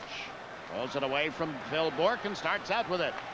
Leach up the middle with the pass to Messier. Cuts to right wing. Messier driving in on Pack. Centered one in front off the goaltender Barrasso, and Trottier moves it toward Bork. Can't get it around Bookeboom in center ice. And Bookeboom's effort to get it into the Pittsburgh zone goes into the seats instead. Jeff Bookeboom Some feel that was a completion of the Mark Messier trade. Others will tell you that it was just a straight deal between the Rangers and Edmonton. We may never know until somebody writes a book many years from now. That's only if they get it right. Yes. But the addition of Bookeboom after Graves had come over here as a free agent in the offseason. When Adam Graves arrived, he was the only Ranger with a Stanley Cup ring. And Messier arrived with his 5. They got Bookeboom, who has 3, and Randy Gillen, who was with Pittsburgh last year, winning a Stanley Cup ring. So from the offseason until December, I guess it was, the Rangers in their deals picked up some experience, valuable experience. There's nothing like having players who know what it takes to win. It's not just a matter of winning 16 games, 4 series. It's what you have to do to prepare. Right, Jason. Where it really comes into play is in tight situations when you're getting into the 5th, 6th, and 7th games if they go that far. Pittsburgh leading by a score of 4-2. Late stages of the second period as we watch Bob Airey, number 12, move in for Pittsburgh. Puts it back with the Ranger net. Medina had been tying up Erickson, and now the Rangers move it out the boards, but Roberts is there, and the Rangers have to go back. This is Mark Hardy. Hardy left it at the blue line. Lemieux had it knocked away from him at the last second, and back go the Pittsburgh Penguins as Gartner comes in to forecheck. Mike Gartner taking off the puck. It's loose back to the Pittsburgh goal. Larry Murphy had it knocked away and went right to Lemieux, who was falling at the time, but managed to get it to Airey. Murphy moves up to join the play. Leach is back. Murphy holding it at the Ranger line. Can't play it through, Brian Leach. Lemieux reached back to take it away and dump it in. Who said he doesn't back check? He made the play coming out of his own end of the ice, got up to the blue line, and then stole the puck. You look at the score and you say, well, Mario didn't score. Must have been a bad night. He has set up 2 goals, but the Rangers have the Penguins backed in, and Leach gets to the puck at the blue line. Long shot. Stick save, and then it's covered by Barrasso. Someone that we haven't heard a lot of, seen a lot of in this hockey game, Brian Leach. Again, with Pittsburgh using their 1-man in, clogging up the center ice. He has not had the freedom, much the same as Ilya Frady in the last 3 games. Here's the long pass. Bookeboom. See the Rangers. One way to get the puck, I suppose, is to get that kind of a pass. Look at the save by Barrasso. He deliberately kicked the puck over into the corner as Gartner tries to wheel it in front to a Ranger, but it's stoppage of play. 14 shots on goal through the second period for the Rangers. Penguins have had 9. Each team has had a pair of goals here in period number 2. 4-2, Pittsburgh leading the opening game of the Patrick Division Finals. Lemieux to Kevin Stevens. 3 Rangers get back. Stevens dumps it in. It'll be picked up by Brian Leach. Leach trying to go up the middle. Misses everybody. The puck loose in the Pittsburgh zone. Samuelson to touch up. King with a bit of a late hit on Jim Pack. Not serious, but Pack gets an opportunity to talk to the referee about the hit. 1 minute, 27 seconds remaining in the second period. Jim Pack, born in Korea, raised in Toronto. Each summer takes a group of young athletes back to Korea, to Seoul, to work there and improve their skills. Rangers going to make a late change. Mark Messier coming back out on the ice, joined now by Mike Gartner.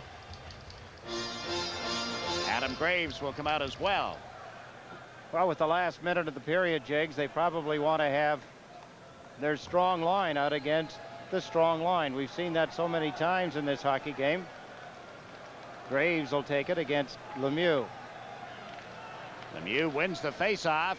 Kevin Stevens propelling the puck toward Yager. Cross to Lemieux, but Graves is staying right in front of Mario Lemieux. Lemieux grabs a hold of Graves' stick. Now releases it as the puck is dumped down the ice. Back for it is Samuelson. Around the boards towards Stevens. Didn't get it out of the zone. James Patrick puts it back to the Pittsburgh net. Barrasso doing the job himself. Clears it out to center. Lemieux dropped it to Yager. Yager with Graves falling in front of him. Here's Kevin Stevens, and he is checked as he went to play it through the goal mouth. Patrick is yelling and screaming at Andy Van Helleman, tonight's referee, and there will be a penalty against the New York Rangers. Patrick had grabbed a hold of the stick of Stevens as he tried to come out in front to get a shot away, took a scoring chance away from him. Stevens goes down, falling, much like Messier at the other end of the ice earlier in the period. Argument now going on. Patrick, of all people, he's supposed to go straight to the penalty box. He's putting up quite an argument with Andy Van Hellemond there, as Kevin Stevens tries for a scoring attempt.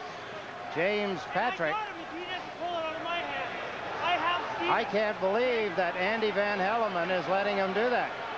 You're supposed to go directly to the box. Here's Jaromir Jagr as he dropped the puck by to Stevens. He goes outside, then he cuts to the front of the net. Watch the left hand. James Patrick reaches out there, grabs a hold of the stick. His arm goes out in front of the skates, and down he goes. This will be the 4th power play of the game for the Pittsburgh Penguins. Remember, the last time they had a power play, they had one shot, and they looked like they were at practice, going through the motions. I wonder if the word down on the bench now and out to the players on the ice, let's make it a little more effortful. Let's make something happen here with 56 seconds remaining in the period. You look again at Roger Nielsen, the head coach of the New York Rangers, with a chance to be 500 in his postseason coaching career if the Rangers can win tonight. If not, he falls 2 games under 500. Rangers get the draw and slap it down the boards. Barrasso will leave it back of the net. Larry Murphy picks it up here. Stevens up the right wing. Francis up the left side. Murphy up the middle with a pass to Stevens as he cut through center ice. Kevin Stevens is ridden into the corner by Book-a-Boom. And the Rangers, Mark Messier gets control of the puck. Messier through center. Stevens, been knocked down in the Ranger zone. Book-a-Boom was all over him. Now Murphy is knocked off balance, but able to move the puck out. Joe Mullen with a pass up to Mario Lemieux. Lemieux can't get it to Murphy as he jumped into the play. And here's Messier. 13 seconds left in the second period. The puck dumped back into the Ranger zone. Ryan Leach for New York. Off the glass, down the ice. Barrasso will give it to Murphy. Not enough time to go anywhere with it. And that's the end of period 2. Much different period, number 2, than number 1. A lot looser, more wide open. Both goaltenders, a lot of work to do. Barrasso saw the Rangers get a... Look at here. Patrick is still arguing with Andy Van Hellemond. I haven't seen that in a long, long time. Must be making it a good argument. He's not embarrassing the referee with a lot of gestures. But anyway, period that saw King and Amonte get the goals for the Rangers. Here's the way the second period unfolded after Pittsburgh had taken a 2-0. And you had something that made sense, not just some rambling complaint in a shrieking voice. So maybe James Patrick, now a veteran player in the league, knows how to approach a veteran referee with a meaningful request. You can ask for an opinion, just don't give one. So Pittsburgh on the power play wins the faceoff to open up the third period, and this is Joe Mullen, number 7, but he couldn't play it around Graves. Murphy steps up for it. Larry Murphy to Joe Mullen. Swings to the left side. Nice move on Messier. Then snaps one that's turned aside by Van Beesbrook with a pad save. And the Rangers slam it down the ice. Barrasso in the exchange here. Francis gave it to Murphy, and his pass bounces off Stevens and wide of Van Beesbrook, who came out to play it. He turns it up ice, and Murphy waits for it at center ice. Murphy can't get it to Mullen cleanly, so Book-a-Boom forces the Penguins back. And that all but kills off the penalty. 20 seconds ticking down here. The time remaining in James Patrick's penalty. Mario Lemieux, after taking it from Stevens, couldn't get it to Loney, but Murphy is in deep, and nice block by Eriksson. John Eriksson lost it in his own zone. Murphy shot redirected, and Loney shot it wide of Van Beesbrook's net. Mario Lemieux to set up Murphy. Couldn't get to it, and Patrick, in anticipation, fell out of the penalty box. He was so eager to get to that puck coming out of the zone. 2 shots on goal for Pittsburgh with that power play. A 4-2 Pittsburgh lead. Third period just nicely underway. Glad you're with us on Sports Channel America. Ryan Trottier brings the puck through center. Long shot. Van Beesbrook again turns it up ice. This one will go wide of the Pittsburgh net. And the Rangers are going to be called for having iced the puck. Now the goaltenders want to get shots on goal as well. John Van Biesbroek twice lofting the puck down the ice. Samuelson heads back to the Pittsburgh bench. Hasn't handed out the kind of crunching body checks that he is known to hang on the opposition. Remember, early in the season, he pulled a bit of a work stoppage, missed 3 games. Then his father passed away in Sweden. He returned home, was gone for about 3 weeks. And there was some speculation in Pittsburgh that he wasn't coming back. But he did, and on his very first night back, he played. Didn't wait to get back into playing condition or take any more time. Penguins win the draw. Long shot. Hit the post to the right as Trottier was screening Van Biesbroek. Roy Loney ties up his man. Took Broughton to the ice, actually, and Barrasso moves it back in the net. Larry Murphy works it outside the line. James Patrick got it to a teammate. Broughton, who was still inside the Pittsburgh zone. That's the play is offside. Interesting now, Jake, to see whether the Rangers want to open things up the way they did in the second period. The problem they'll have in doing that is, of course, they're opening up against the most volatile offensive team in the league, the Pittsburgh Penguins. I don't think they'd want to get into a run-and-gun game with the Pittsburgh Penguins. No, that is not advisable at all.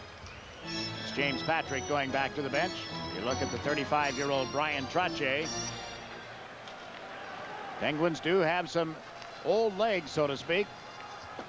Trottier, Mullen. Now Loney out on this forward line with Trottier and Bourque kept the play deep in the Ranger zone. Brian Leach with an outlet toward Adam Graves. Messier moving through the middle, but Pittsburgh has clogged it up and forced the Rangers back. This is Bookeboom. Long cross-ice pass off the boards, cleared back by Samuelson, and Trottier backhands it into the Ranger zone. It's a good example, Jakes, of that one-man forechecking and Pittsburgh clogging up the center ice area. And here, where they change on the fly, Pittsburgh coughs up the puck. Messier goes to right wing. Stevens clears to the line where it's held in by Amante. And now Jim Pack clears it out, and Bookeboom slams it right back in. So Barrasso will cut it off back of the net, and the Rangers complete a player change. The Penguins give it away at the line. Leach with a drive, blocked by Samuelson. Leach had it, lost it, it's loose in front. Messier's backhander is denied and cleared out. James Patrick again in the center ice zone to shoot it in. 3 minutes has gone here early in the third period. Pittsburgh leads 4-2. Long pass to Jaromir Jagr, up ahead to Stevens. Stevens grabbed from behind by Patrick, and play continues. He tried to put it in with the other end of his stick. I've never seen that before. That was a clever move, wasn't it? Now the puck dumped in by the Penguins, recovered by Patrick. Patrick, long pass. Eriksson nudges it up to the right side. This is Gartner. Nice move on Airy, but he can't cut in. Gartner looks to Hardy at the point. He likes to hold on to it. Now dropped it to Hardy, and he gets checked. Bob Airy gives the puck to Mario Lemieux. 2-on-2. Lemieux and Jagr crisscross. Lemieux to Murphy. Long shot turned aside by Van Biesbroek. Hardy up with it. The defenseman Mark Hardy with a pass up ahead. And Chinoff gets spun around, and there will be a penalty against the Penguins. The New York Rangers will go to the power play. They trail 4-2.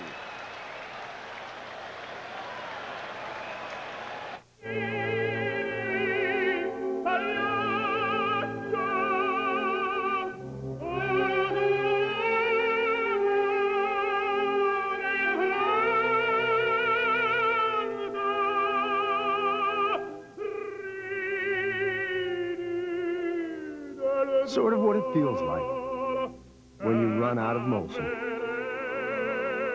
Molson, bringing you Sports Channel America's exciting NHL coverage. It was a hooking penalty at the blue line of the Pittsburgh Penguins. Roberts reaches out, uses the stick. Nemchinov with some good moves. He skated well. There's the stick between the legs, spinning him around, taking him to the ice. And off goes Roberts, and the Rangers go to the power play. They have a power play goal in this game. Amante scored that when Jim Pack went to the penalty box in the second period. Nemchinov, who had been dragged down, won the draw here. Patrick and Leach at the points. That's Turcotte, normally a centerman, playing on the right side. Nemchinov and Gartner are the forwards. Patrick, the Turcotte can't get that through. Has it again. Turns on Murphy. Sets up Patrick. Now to Leach. Back to Patrick. To Leach. Leach passes it off to Nemchinov. To Brian Leach. To James Patrick. Patrick pulled it away from Francis. Turcotte sends Leach in. A drive blocked in front by Samuelson. And Mullen is able to clear it down the ice. Samuelson heads for the bench. Francis Mullen. That hard shot off his right or left arm, excuse me. Now we watch James Patrick move in for the Rangers. Picked up by Lemieux on the check. It came back to Leach. Leach with a drive. Blocked in front. Murphy gets tangled up. Patrick feeds it off to Nemchinov. Back to the point to Leach. Leach can't get it into Nemchinov, and Mario Lemieux is shot at the length of the ice. Pittsburgh changing again with the penalty killers. They have sent out Stanton and Pack as the defense. Lemieux and Airy up front. Rangers had trouble getting out of the zone, and now Leach, after taking it from Messier, lugs it out towards center. Gave it to Tony Amonte. Amonte to Graves. Dropped it to Leach. Leach tight on the left wing boards. Here's Tony Amonte with it now, surrounded by Penguins as he gave it to Messier in the corner. Mark Messier checked by Ron Francis. Up to Lemieux with Leach back.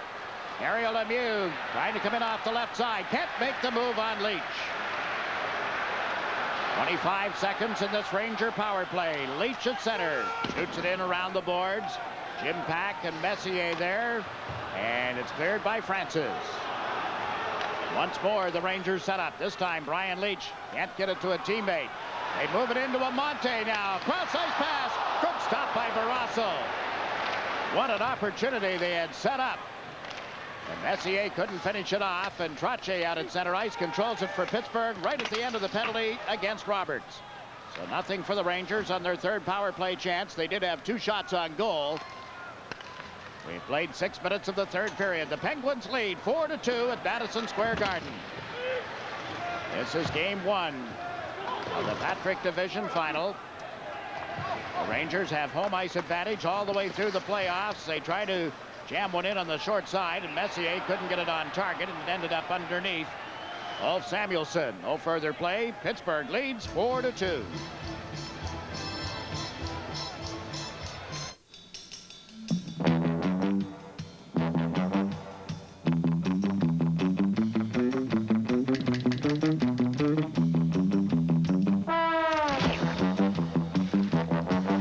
They say our personality traits are formed at an early age.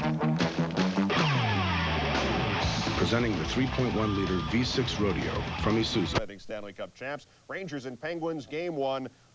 There's not good news tonight for Ranger fans as the third period commences with Stevens and Francis pummeling in an assist and a goal each in the second period. Pittsburgh is leading the Rangers 4-2 in the opener at MSG. A little bit later on in the show, we will hear from a King robbing Flat on the ice, and as he pulled the trigger, Messier fired it over the top of the net. Face off to the right of the Pittsburgh goal. Chris King on the draw, but the Penguins start out. Here's Brian Trottier with a feed. Jennings has dumped it in. That's Phil Bourque rubbed out on the far wing. Big hit there by Bookaboo. Now the Rangers trying to come up the left wing boards, have trouble clearing the zone.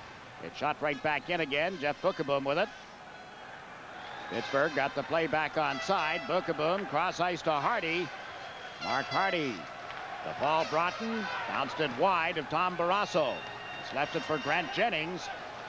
Jennings moves it up ahead. Trottier couldn't get to it in time. Jennings does and clears it out. Back goes Joe Cirella. Pittsburgh doing a lot of changing, Jigs. They want to keep the fresh legs as best they can coming over the boards.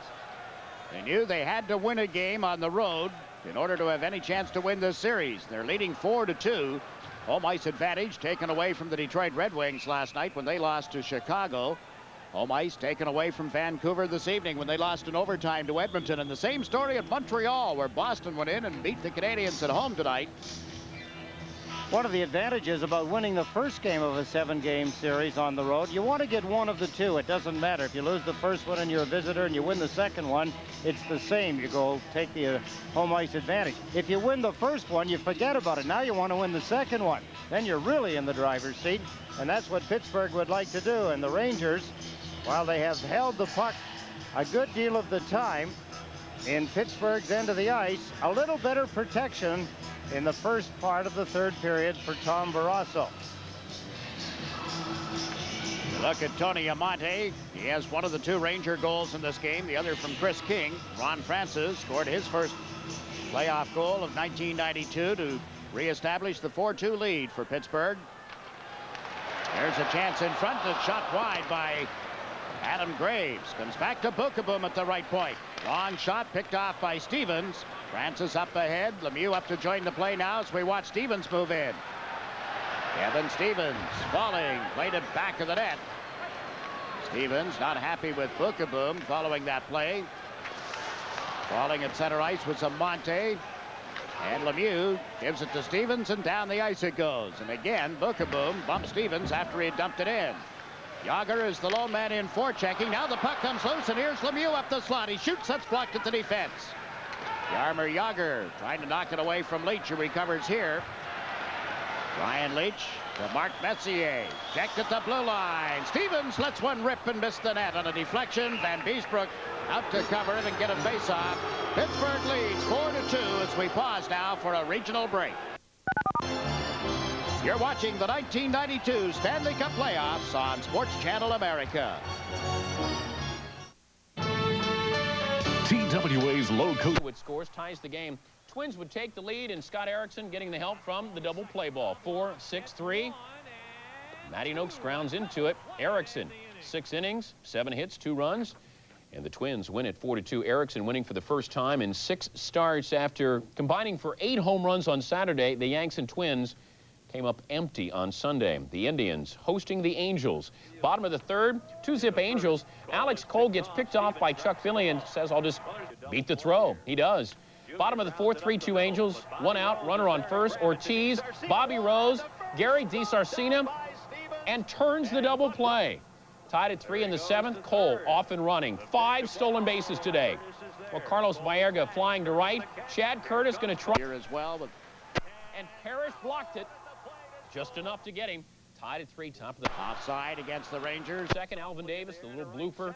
Curtis coming plateward, and Junior Ortiz trying to prevent him from scoring without the ball. The Angels go on to win it by the final of 6-3. Bales gets the win. Lilliquist saddled with the loss. Harvey already has 8 saves. As I mentioned, Cole stealing 5 bases. That gives him 5 on the year. The Indians stole a total of 7, tying a team record. He's one of the best players on the ice for both teams. And of course, Brian Trottier. They love him in Pittsburgh. He's had a second career there. Hoping to get more playing time, I'm sure, again next season. Absolutely. Why not? Yeah. Got to keep it going. 11.5 minutes remaining in the third period of this Game 1 of the Patrick Division Final. Coming to you from Madison Square Garden in New York City. The Rangers dump the puck in, then try to flood the zone, and Barrasso comes out to play it. Got it up the boards, but it's held by the Rangers. Erickson can't get it to a teammate in time. Who would also home late. You see Barrasso. Is he acting? Well, he's in training. Moser trying to jab it loose.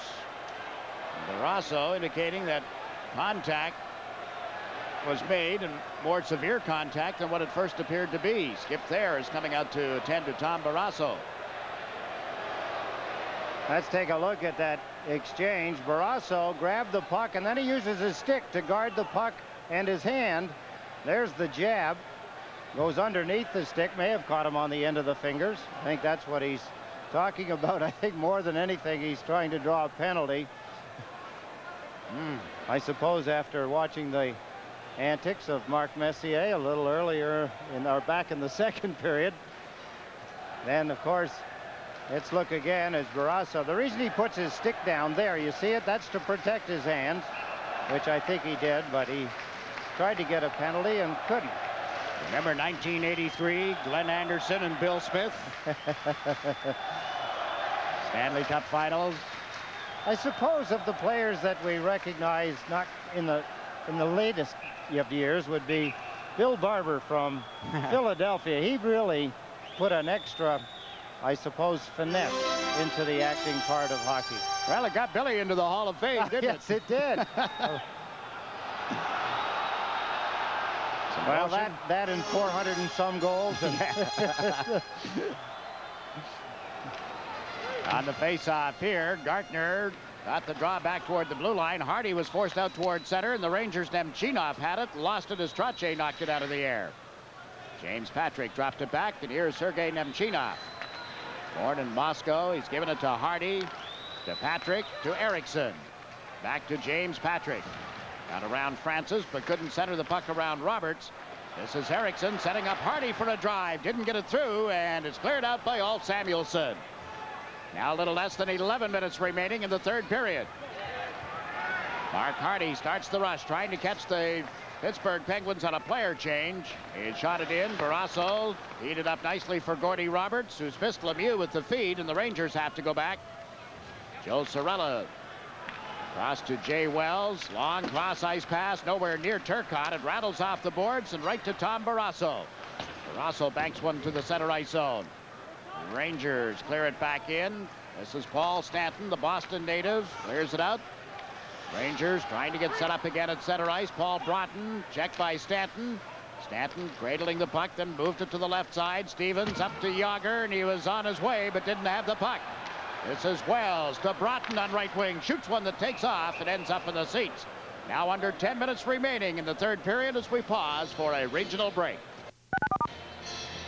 You're watching the 1992 Stanley Cup playoffs on Sports Channel America. Orioles, Capitals, Bullets, Hooks, Redskins, Boston, College, Ball, got it all! Take it back, high and take, Right. Felix says, oh, that's what this thing is for. Congrats all around for Tukes. The New Hampshire control expert wins with just 94 pitches. He didn't walk a man today. He has only walked one man this season. He paints the corners. Well, he is an artist. Prime Time Motorsports.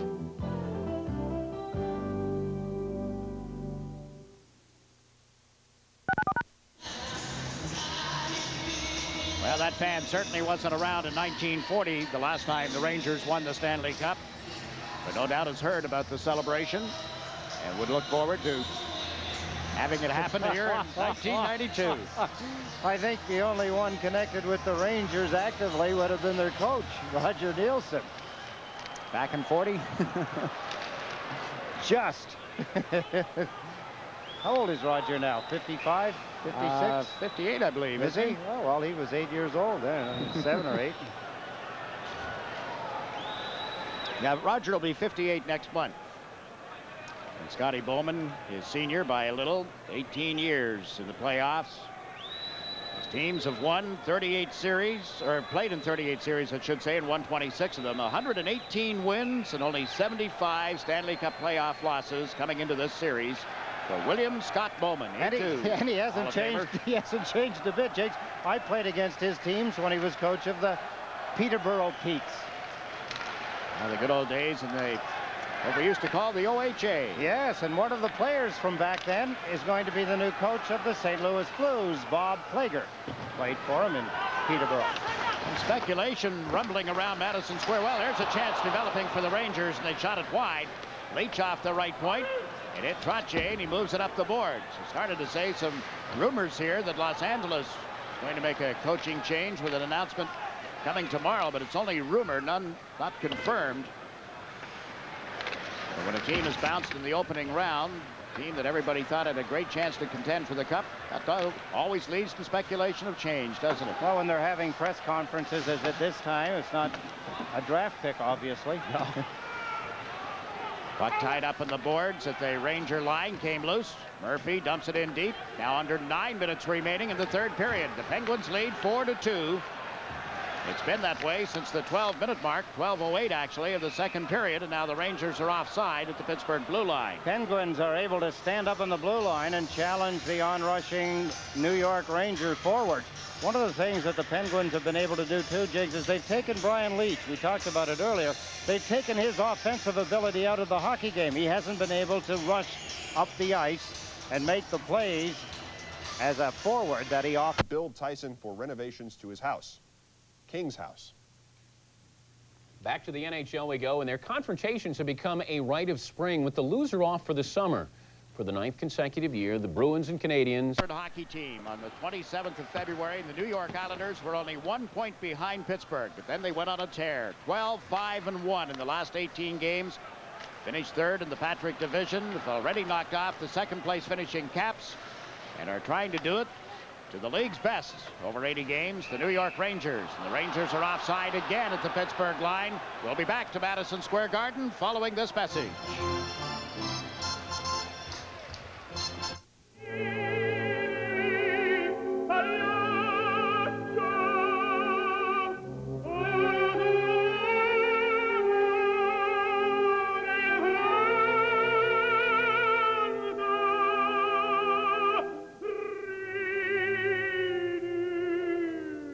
Sort of what it feels like when you run out of Molson. Molson, bringing you Sports Channel America's exciting NHL coverage. You were talking about how Pittsburgh did so well in their last month of the season, and you look at Mario Lemieux, his last month, he had 12 goals and 25 assists, 37 points in their last 14 games. Man, tells you part of the story. Does it ever? Scotty Bowman not using Mario as much in this third period. His team leading by a score of 4-2. Now the Rangers get into the zone. The long, low shot scooped up and held by Barrasso. And again, they tried to jab it away from him. And this time the Penguins seek some revenge. I think that was Chris King as he cruised in that time. He got a piece of the head of Tom Barrasso. Not hard, just enough, just an indication, a little message there, holding it. Here he comes, bang. Just enough contact, send a message. So many signs and signals in sports, hockey being one of them, of course. Some things are said, some things are said by actions. I couldn't believe some of the things that were written, direct quotes from Coach Roger Nielsen about how his team would approach this series and especially what they would do to Mario Lemieux. Yeah, he said that they were going to charge him, they were going to rough him up, hit him every opportunity they got. He didn't care about any of the counter charges that may come from the press or the other team or anybody else. And he said if we could knock him out of this series, then that's what we'll do. Well, you do what you have to do to win, I guess, at this time of the year, but to say it as boldly as that. Long shot from Cirella, blocked in front. Chris King, oh, look at the hit. He and Kevin Stevens. Murphy hand passes the puck in the defensive zone, which is legal. That message hasn't gotten to a portion of this Ranger crowd. And now takes at least a couple of years. Hardy setting up at the blue line to Cirella. His shot takes off on a deflection and ends up in the seats. Physical. 7 minutes, 31 seconds left in this third period. You're looking at Joe Cirella. Take a look at some of the action as the Rangers mount the offense. There's Joey Kocur as he tries to charge to the net, trying to stand him up. Barrasso makes the save, and then Chris King takes a run at the wrong guy. Stevens, he's big and he's strong. He's not aggressive, but he saw him coming, and that's enough. He got tipped over. And Tom Barrasso sees a lot of the backs of his defensemen in the third period here as the Rangers try to get some scoring opportunities. 34 shots for the Rangers, 26 for the Penguins thus far. And a 4-2 lead for Pittsburgh, the defending Stanley Cup champs. Jim Pack around the boards to Jaromir Jagr. Played it away from Leach. Quickly, James Patrick gets back. They've got Patrick and Leach coupled up on defense now, breaking up their normal combinations, trying to get the defense up into the play here. Messier unable to get the puck into the Pittsburgh zone. Leach. Well, we saw Messier lose the puck a couple of times moments ago. He lost it there again. Now he gave it away to Mario Lemieux. He's having a tough time of it in this hockey game. It's been dumped right to Van Beesbrook, and Patrick goes back for it. Jagr in to knock it off his stick, but Leach is there to help now. Brian Leach to Adam Graves, to Leach. Long shot from center, sailed wide of the Pittsburgh net. The set play, they get it back to Amante, flips it high in the air. It's grabbed out of the air by Barrasso, dropped off, and Murphy gives it to Jagr. To the line, Leach spun around by Trottier. The puck stayed inside the Pittsburgh blue line. Trottier came back to help out. Slowly down the boards it goes. Both teams taking the opportunity to make changes. This is Jeff Bookaboom lugging it to center ice, and he'll dump it in. It comes around to the right side. Loney couldn't get back in time, but Trottier was there, and he's cleared it out. Mark Hardy with it now. He dumps it into the far corner. It'll be taken by Bob Airy. Gave it away. Nemchinov trying to come off the boards. Knocked off balance, held there by Roberts. Rangers set one up, and then it's deflected wide. Hardy moves it back to Nemchinov. Roberts all over him, and Trottier picks up a loose puck. Moved it to the near side. This is Troy Loney. Loney and Airy move through center as 3 Rangers got back, and now the Penguins change again with 5.5 minutes to go in the third period. Look at Boom with a pass that was behind Gartner, but picked up by Hardy. Mark Hardy brings the puck in offside at the Pittsburgh line. 5 minutes and 30 seconds, all that's left in Game 1 of the Patrick Division Final regulation time. Stay within. And you the pin. He's in trouble. Are our friends. Stay within.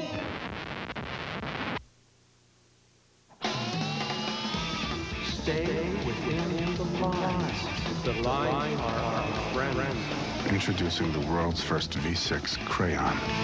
Are you listening? The Isuzu Rodeo, built to go way outside the lines.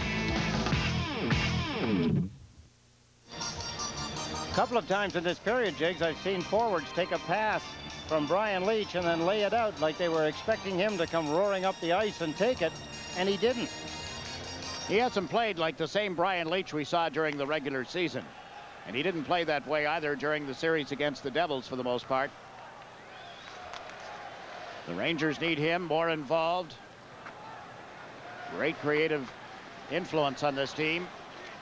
And the Rangers down by 2 will try and turn it on here. Sorella tying up Bork. That allows Gartner to get to the puck. Plays it around behind the net. Turcotte outside the net, and the glove save, even though it was going wide. Barrasso makes sure that it doesn't get around to anybody else in a white uniform. Pittsburgh's making a big mistake, though. They're playing too much time in their own end of the ice. There's still 5 minutes remaining, and all those people that have left could be surprised here because the Rangers' territorial advantage, while it's that great, they haven't had the scoring chances, but that can change in a hurry. A missed assignment, a bouncing puck, someone wins a faceoff. Although I'll say this much, Ron Francis, as he gets himself ready now to take an important faceoff, has missed very few, if any, in this game. The Rangers are sending out Messier with Kosar and Graves. Ron Francis will take the faceoff. He is Mullen and Lemieux with him. Leach and Patrick on the points for the Rangers. The puck came back to Leach. His shot was blocked, and Ron Francis clears it out. Back goes James Patrick. And again, Pittsburgh changes immediately. Here's Patrick through center ice with a pass to the left side. Kosar in along the boards, got rubbed out. James Patrick went for the puck, put it in front, a scramble, comes loose. They bang at it, and it goes wide of that Pittsburgh net. Messier sets up Patrick, and his shot is blocked by Mario Lemieux. Well, I'll tell you, that's something you don't see Lemieux do too often, Jiggs. He's going to pay the price to keep this score on the right side for his Pittsburgh Penguins. And again, a shot wide that is scooped up and held by Barrasso. Yeah, you may not have had to be here. You just had to be tuned into Sports Channel America to see Mario Lemieux do what so many people said he just doesn't do, isn't capable of doing. But Mario down to block a shot. He's asking his teammates to make sacrifices to win hockey games. He does too, not just offensively. Now he does it defensively as the Rangers swarm all around. Here's Lemieux. Now watch him drop down beautifully, like he's been doing it all the time. You don't have to teach guys how to do new tricks. They know how to do it. They just don't do it that often. Of course, a player like Lemieux, a coach has a fit watching him go down and block shots. He doesn't want to lose them. Lemieux, who grew in stature last season, picks up where he left off. Won the scoring championship for the 3rd time this season. His team had to come back. They did. Won 3 games in a row over the Washington Caps and are 4 minutes and 18 seconds away from taking Game 1 of the division final from the New York Rangers. It's a best-of-7 series that'll resume here at Madison Square Garden on Tuesday night. This is Mark Messier. And he hesitated at the line. Graves got in ahead of him, put the whole thing offside. Rogers' team is down by a pair.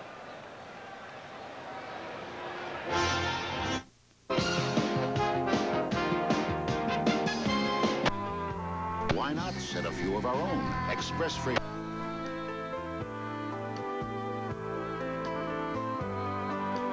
your friends and your whole crew to make sure. By the biggest stars around.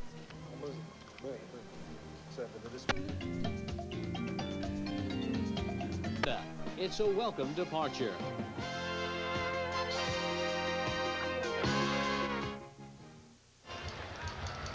Inside the 5-minute mark, time now becoming a factor. Here's Mark Messier. Here's Pittsburgh now in the center ice area. Trottier slows him up there. You see the defenseman go out, slow him up again, and that hesitation at the blue line creates the offside here. Made him go laterally, just a hesitation for a half second. Now exactly 4 minutes remaining in the third period. Brian Leetch elects to shoot the puck in. Barrasso out to meet it. It went to Gartner. Mike Gartner cranked one up off the blocking glove, and Barrasso is able to nudge it up ahead, and Airy clears the zone. Gartner got back.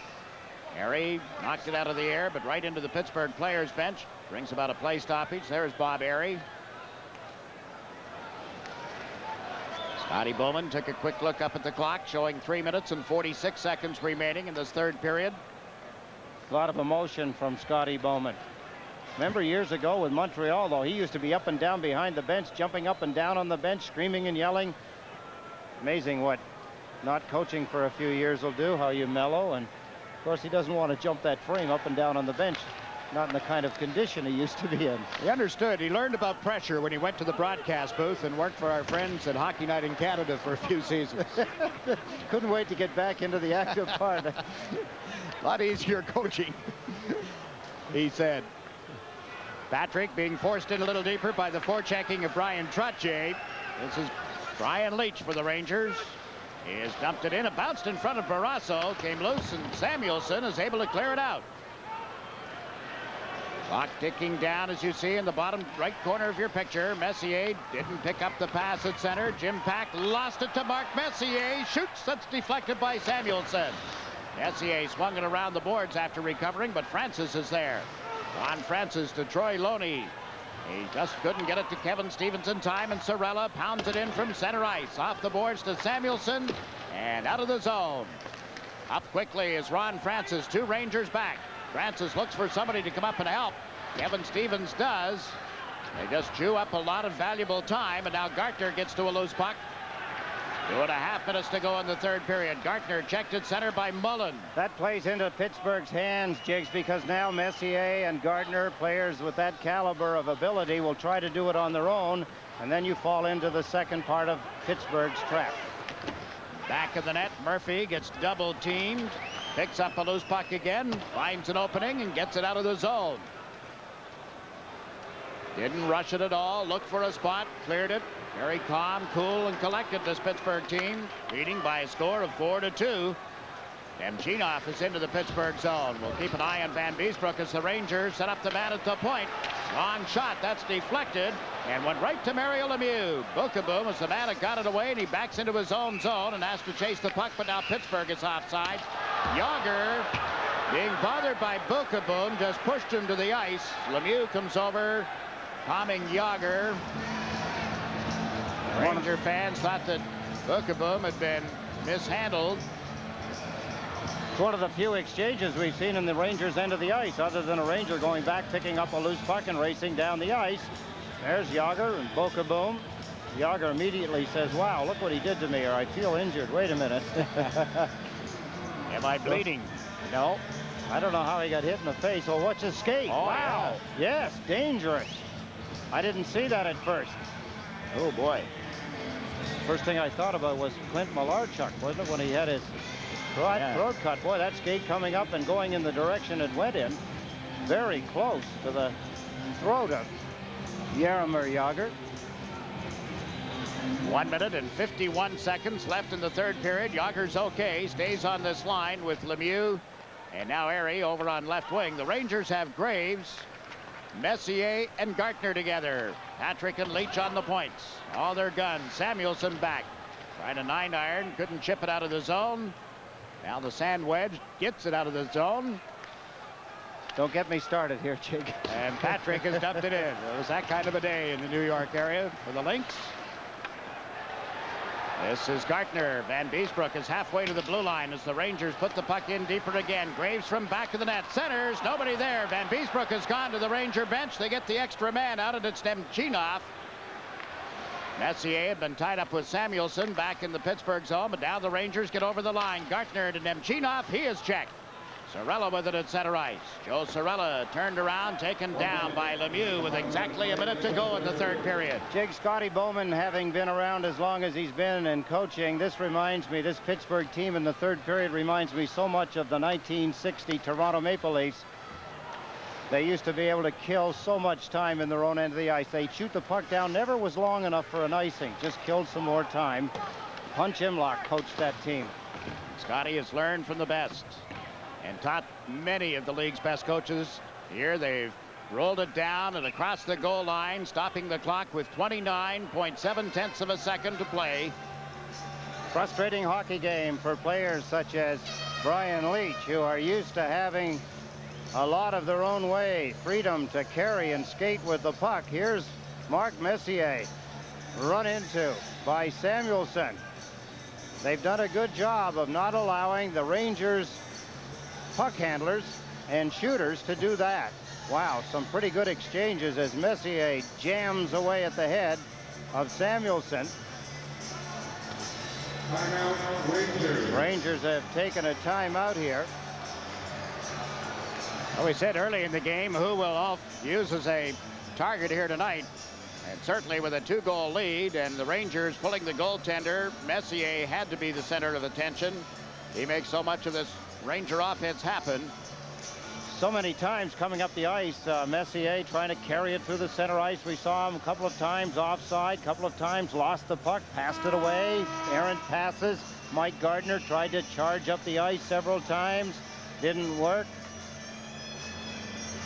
You know, it says a lot about this Pittsburgh team. They traded away Mark Recchi and Paul Coffey back on the 19th of February, and none of the players that they got in those deals are in the lineup tonight or haven't been for the playoffs against Washington. Rick Tocchet is out, shoulder problem. Ken Regan is on the bench as the backup goaltender, but Kjell Samuelson is out with a wrist problem. Jeff Chikrin isn't dressed.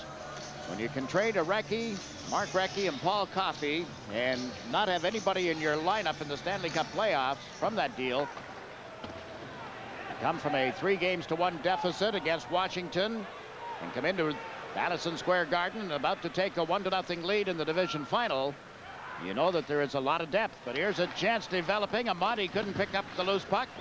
Ranger goal is empty with 12 seconds left, and the Penguins can't get it out of the zone. Messier failed to pick it up. Francis bangs it out off the stick of Patrick. 4 seconds left. He has to get the play back on side. Cannot. Gartner had it, lost it, and game 1 is all over. Quite a strategy for the Pittsburgh Penguins. They jumped on an early lead. A much easier play to play the game on the road is to get the early lead, and they were able to hang on to it. And as Ed said, it's nice to get game 1. You know they'll be pumped up going after game 2. Your final scores, the Penguins 4, the Rangers 2. Now let's go back to our studios and check in with Bob Papa. All right, thank you very much, Jiggs and Eddie. The final score, Pittsburgh 4, the Rangers 2, and it's time to salute our Molson player of the game from the Pittsburgh Penguins. Larry Murphy got goal number 2 at 15:22 of the period. That gave Pittsburgh a 2-0 lead. Murphy not only played well offensively, but a solid game defensively as well. Congratulations to Larry Murphy, the Molson player of the game. When we come back on Sports Channel America, it's back out to Madison Square Garden. More from Jiggs and Eddie. We now pause for a regional break.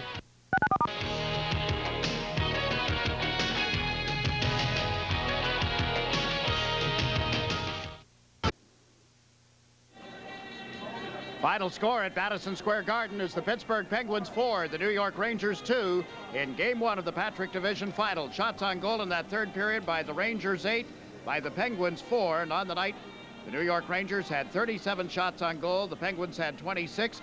Neither team scored in the third period. Francis had given Pittsburgh their 4th goal in a 4-2 lead.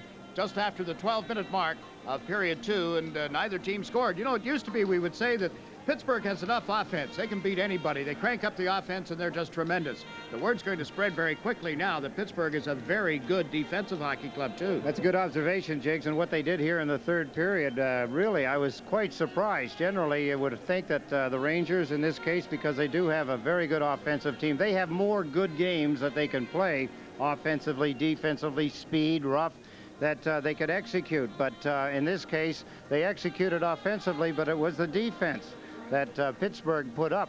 Rather strange in a way to see Pittsburgh do that, but it's dangerous if you're not very confident about doing it. Well, they should be confident. It's something that they used against Washington, were successful there. Another key area, winning draws, and Ron Francis had an excellent night. Well, he started in the first period, he started winning important faceoffs, and here he won a clean one, and you see the end result, that Pittsburgh able to get the puck again very deep, and that was something that Pittsburgh did. They only had 4 shots on goal in the third period, Jakes, and a good part of the third period spent in their own end. But when they did relieve the pressure, they were able to dump it down off the board, straight down the ice. It didn't go far enough for an icing, so that, of course, kills a lot of precious time, keeps the number of face-offs in their end of the ice to a minimum. Now, how do the Rangers come back on Tuesday? What do they change? Yeah, the shots are going to say 37 to 36 favor the Rangers. There weren't too many very good scoring chances for them after the first period. No, because the Pittsburgh Penguins did do that, the job of keeping the puck on the perimeters, on the outside. Brian Trottier, talking to me before the hockey game, said that that's one of the things that they were successful with Washington the last 3 games.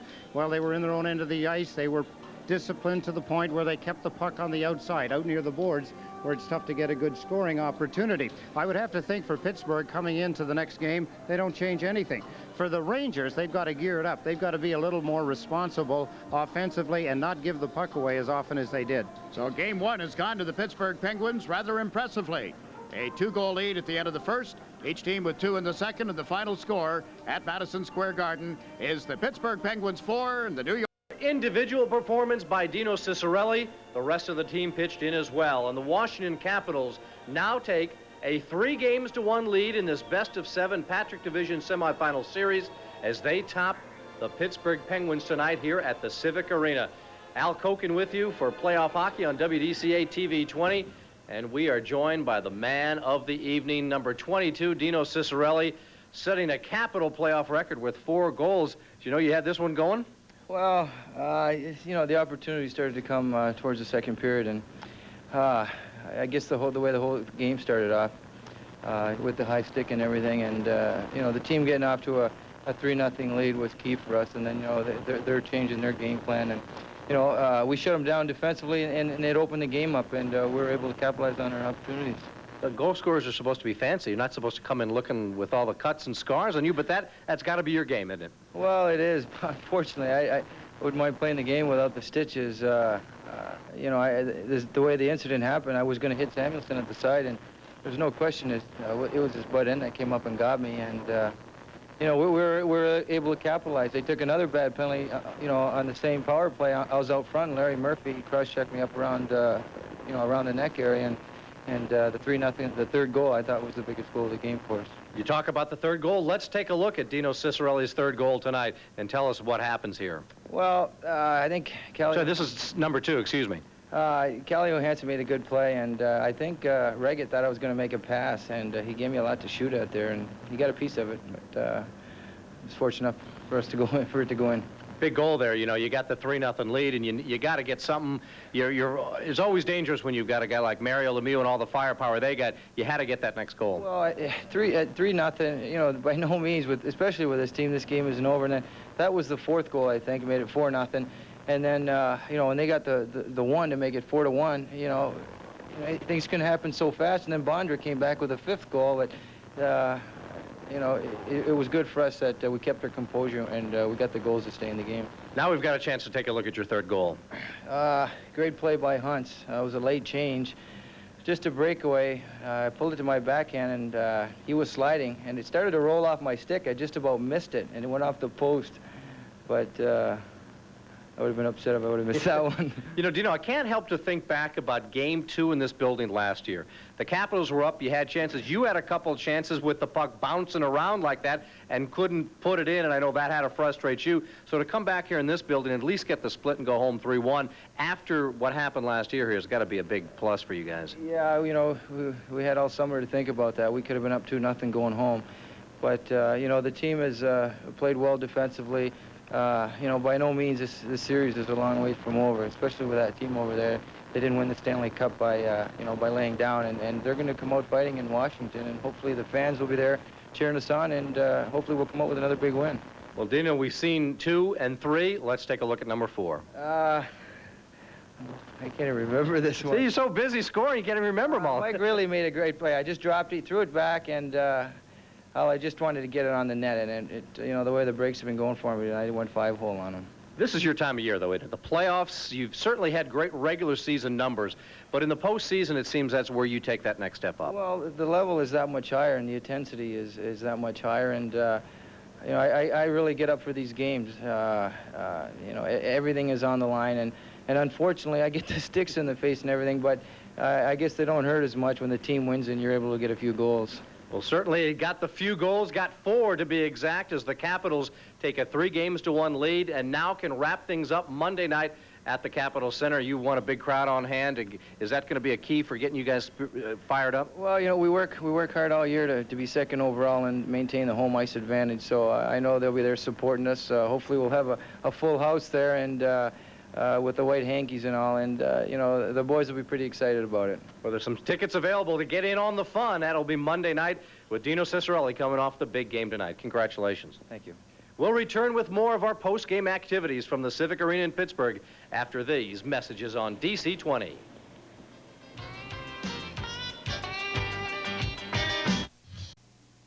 An empty Pittsburgh Civic Arena. The Washington Capitals taking a commanding 3-1 series lead out of this building with a big 7-2 victory over the Penguins, the defending Stanley Cup champions. Dino Cicerelli leading the way with 4 goals. Welcome back. Jeff Rimmer rejoining you. High atop the ice surface along with Craig Loughlin. And Craig, quite a dominating performance by the Washington Capitals in all departments. Absolutely. Impressive, impressive, and impressive. A total team effort. The defense, the goaltenders, the forwards, they all chipped in defensively. And against these guys that have the firepower, you've got to all work together. The Capitals, a tremendous team effort, a big win. Speaking of big wins, how about big saves? Don Beaupre, with the game still very much in doubt, coming up with a big save. Yeah, and he came up with a big save against the big guy, number 66, Mario Lemieux. Rod Langway taking out Loney, but here's the right leg coming up to stop Mario Lemieux. That could have got them back into the game. A great save by Beaupre. And that's our Washington Gas save of the game. Don't get left in the cold. Save with the reliable warmth of natural gas heat. Call Washington Gas for today's best energy value. A look now at the out-of-town scoreboard. Wales Conference Championship play continues tonight on 3 other fronts. The big game, the New York Rangers blanking behind Mike Richter's performance. The New Jersey Devils at the Meadowlands 3-0. That series now knotted at 2-2. Hartford on their way to knotting the series, and what an upset that would be. Hartford and Montreal. It's 3-1 Whalers. They scored an empty net goal. Murray Craven pulling the trigger in the 3rd period. Late in that hockey game, they are tied in the series should Hartford go on and win that one. Boston and Buffalo, late in the 3rd period, those teams tied 4-4. This is Jeff Rimmer for Craig Loughlin and Al Koken saying so long from the Pittsburgh Civic Arena.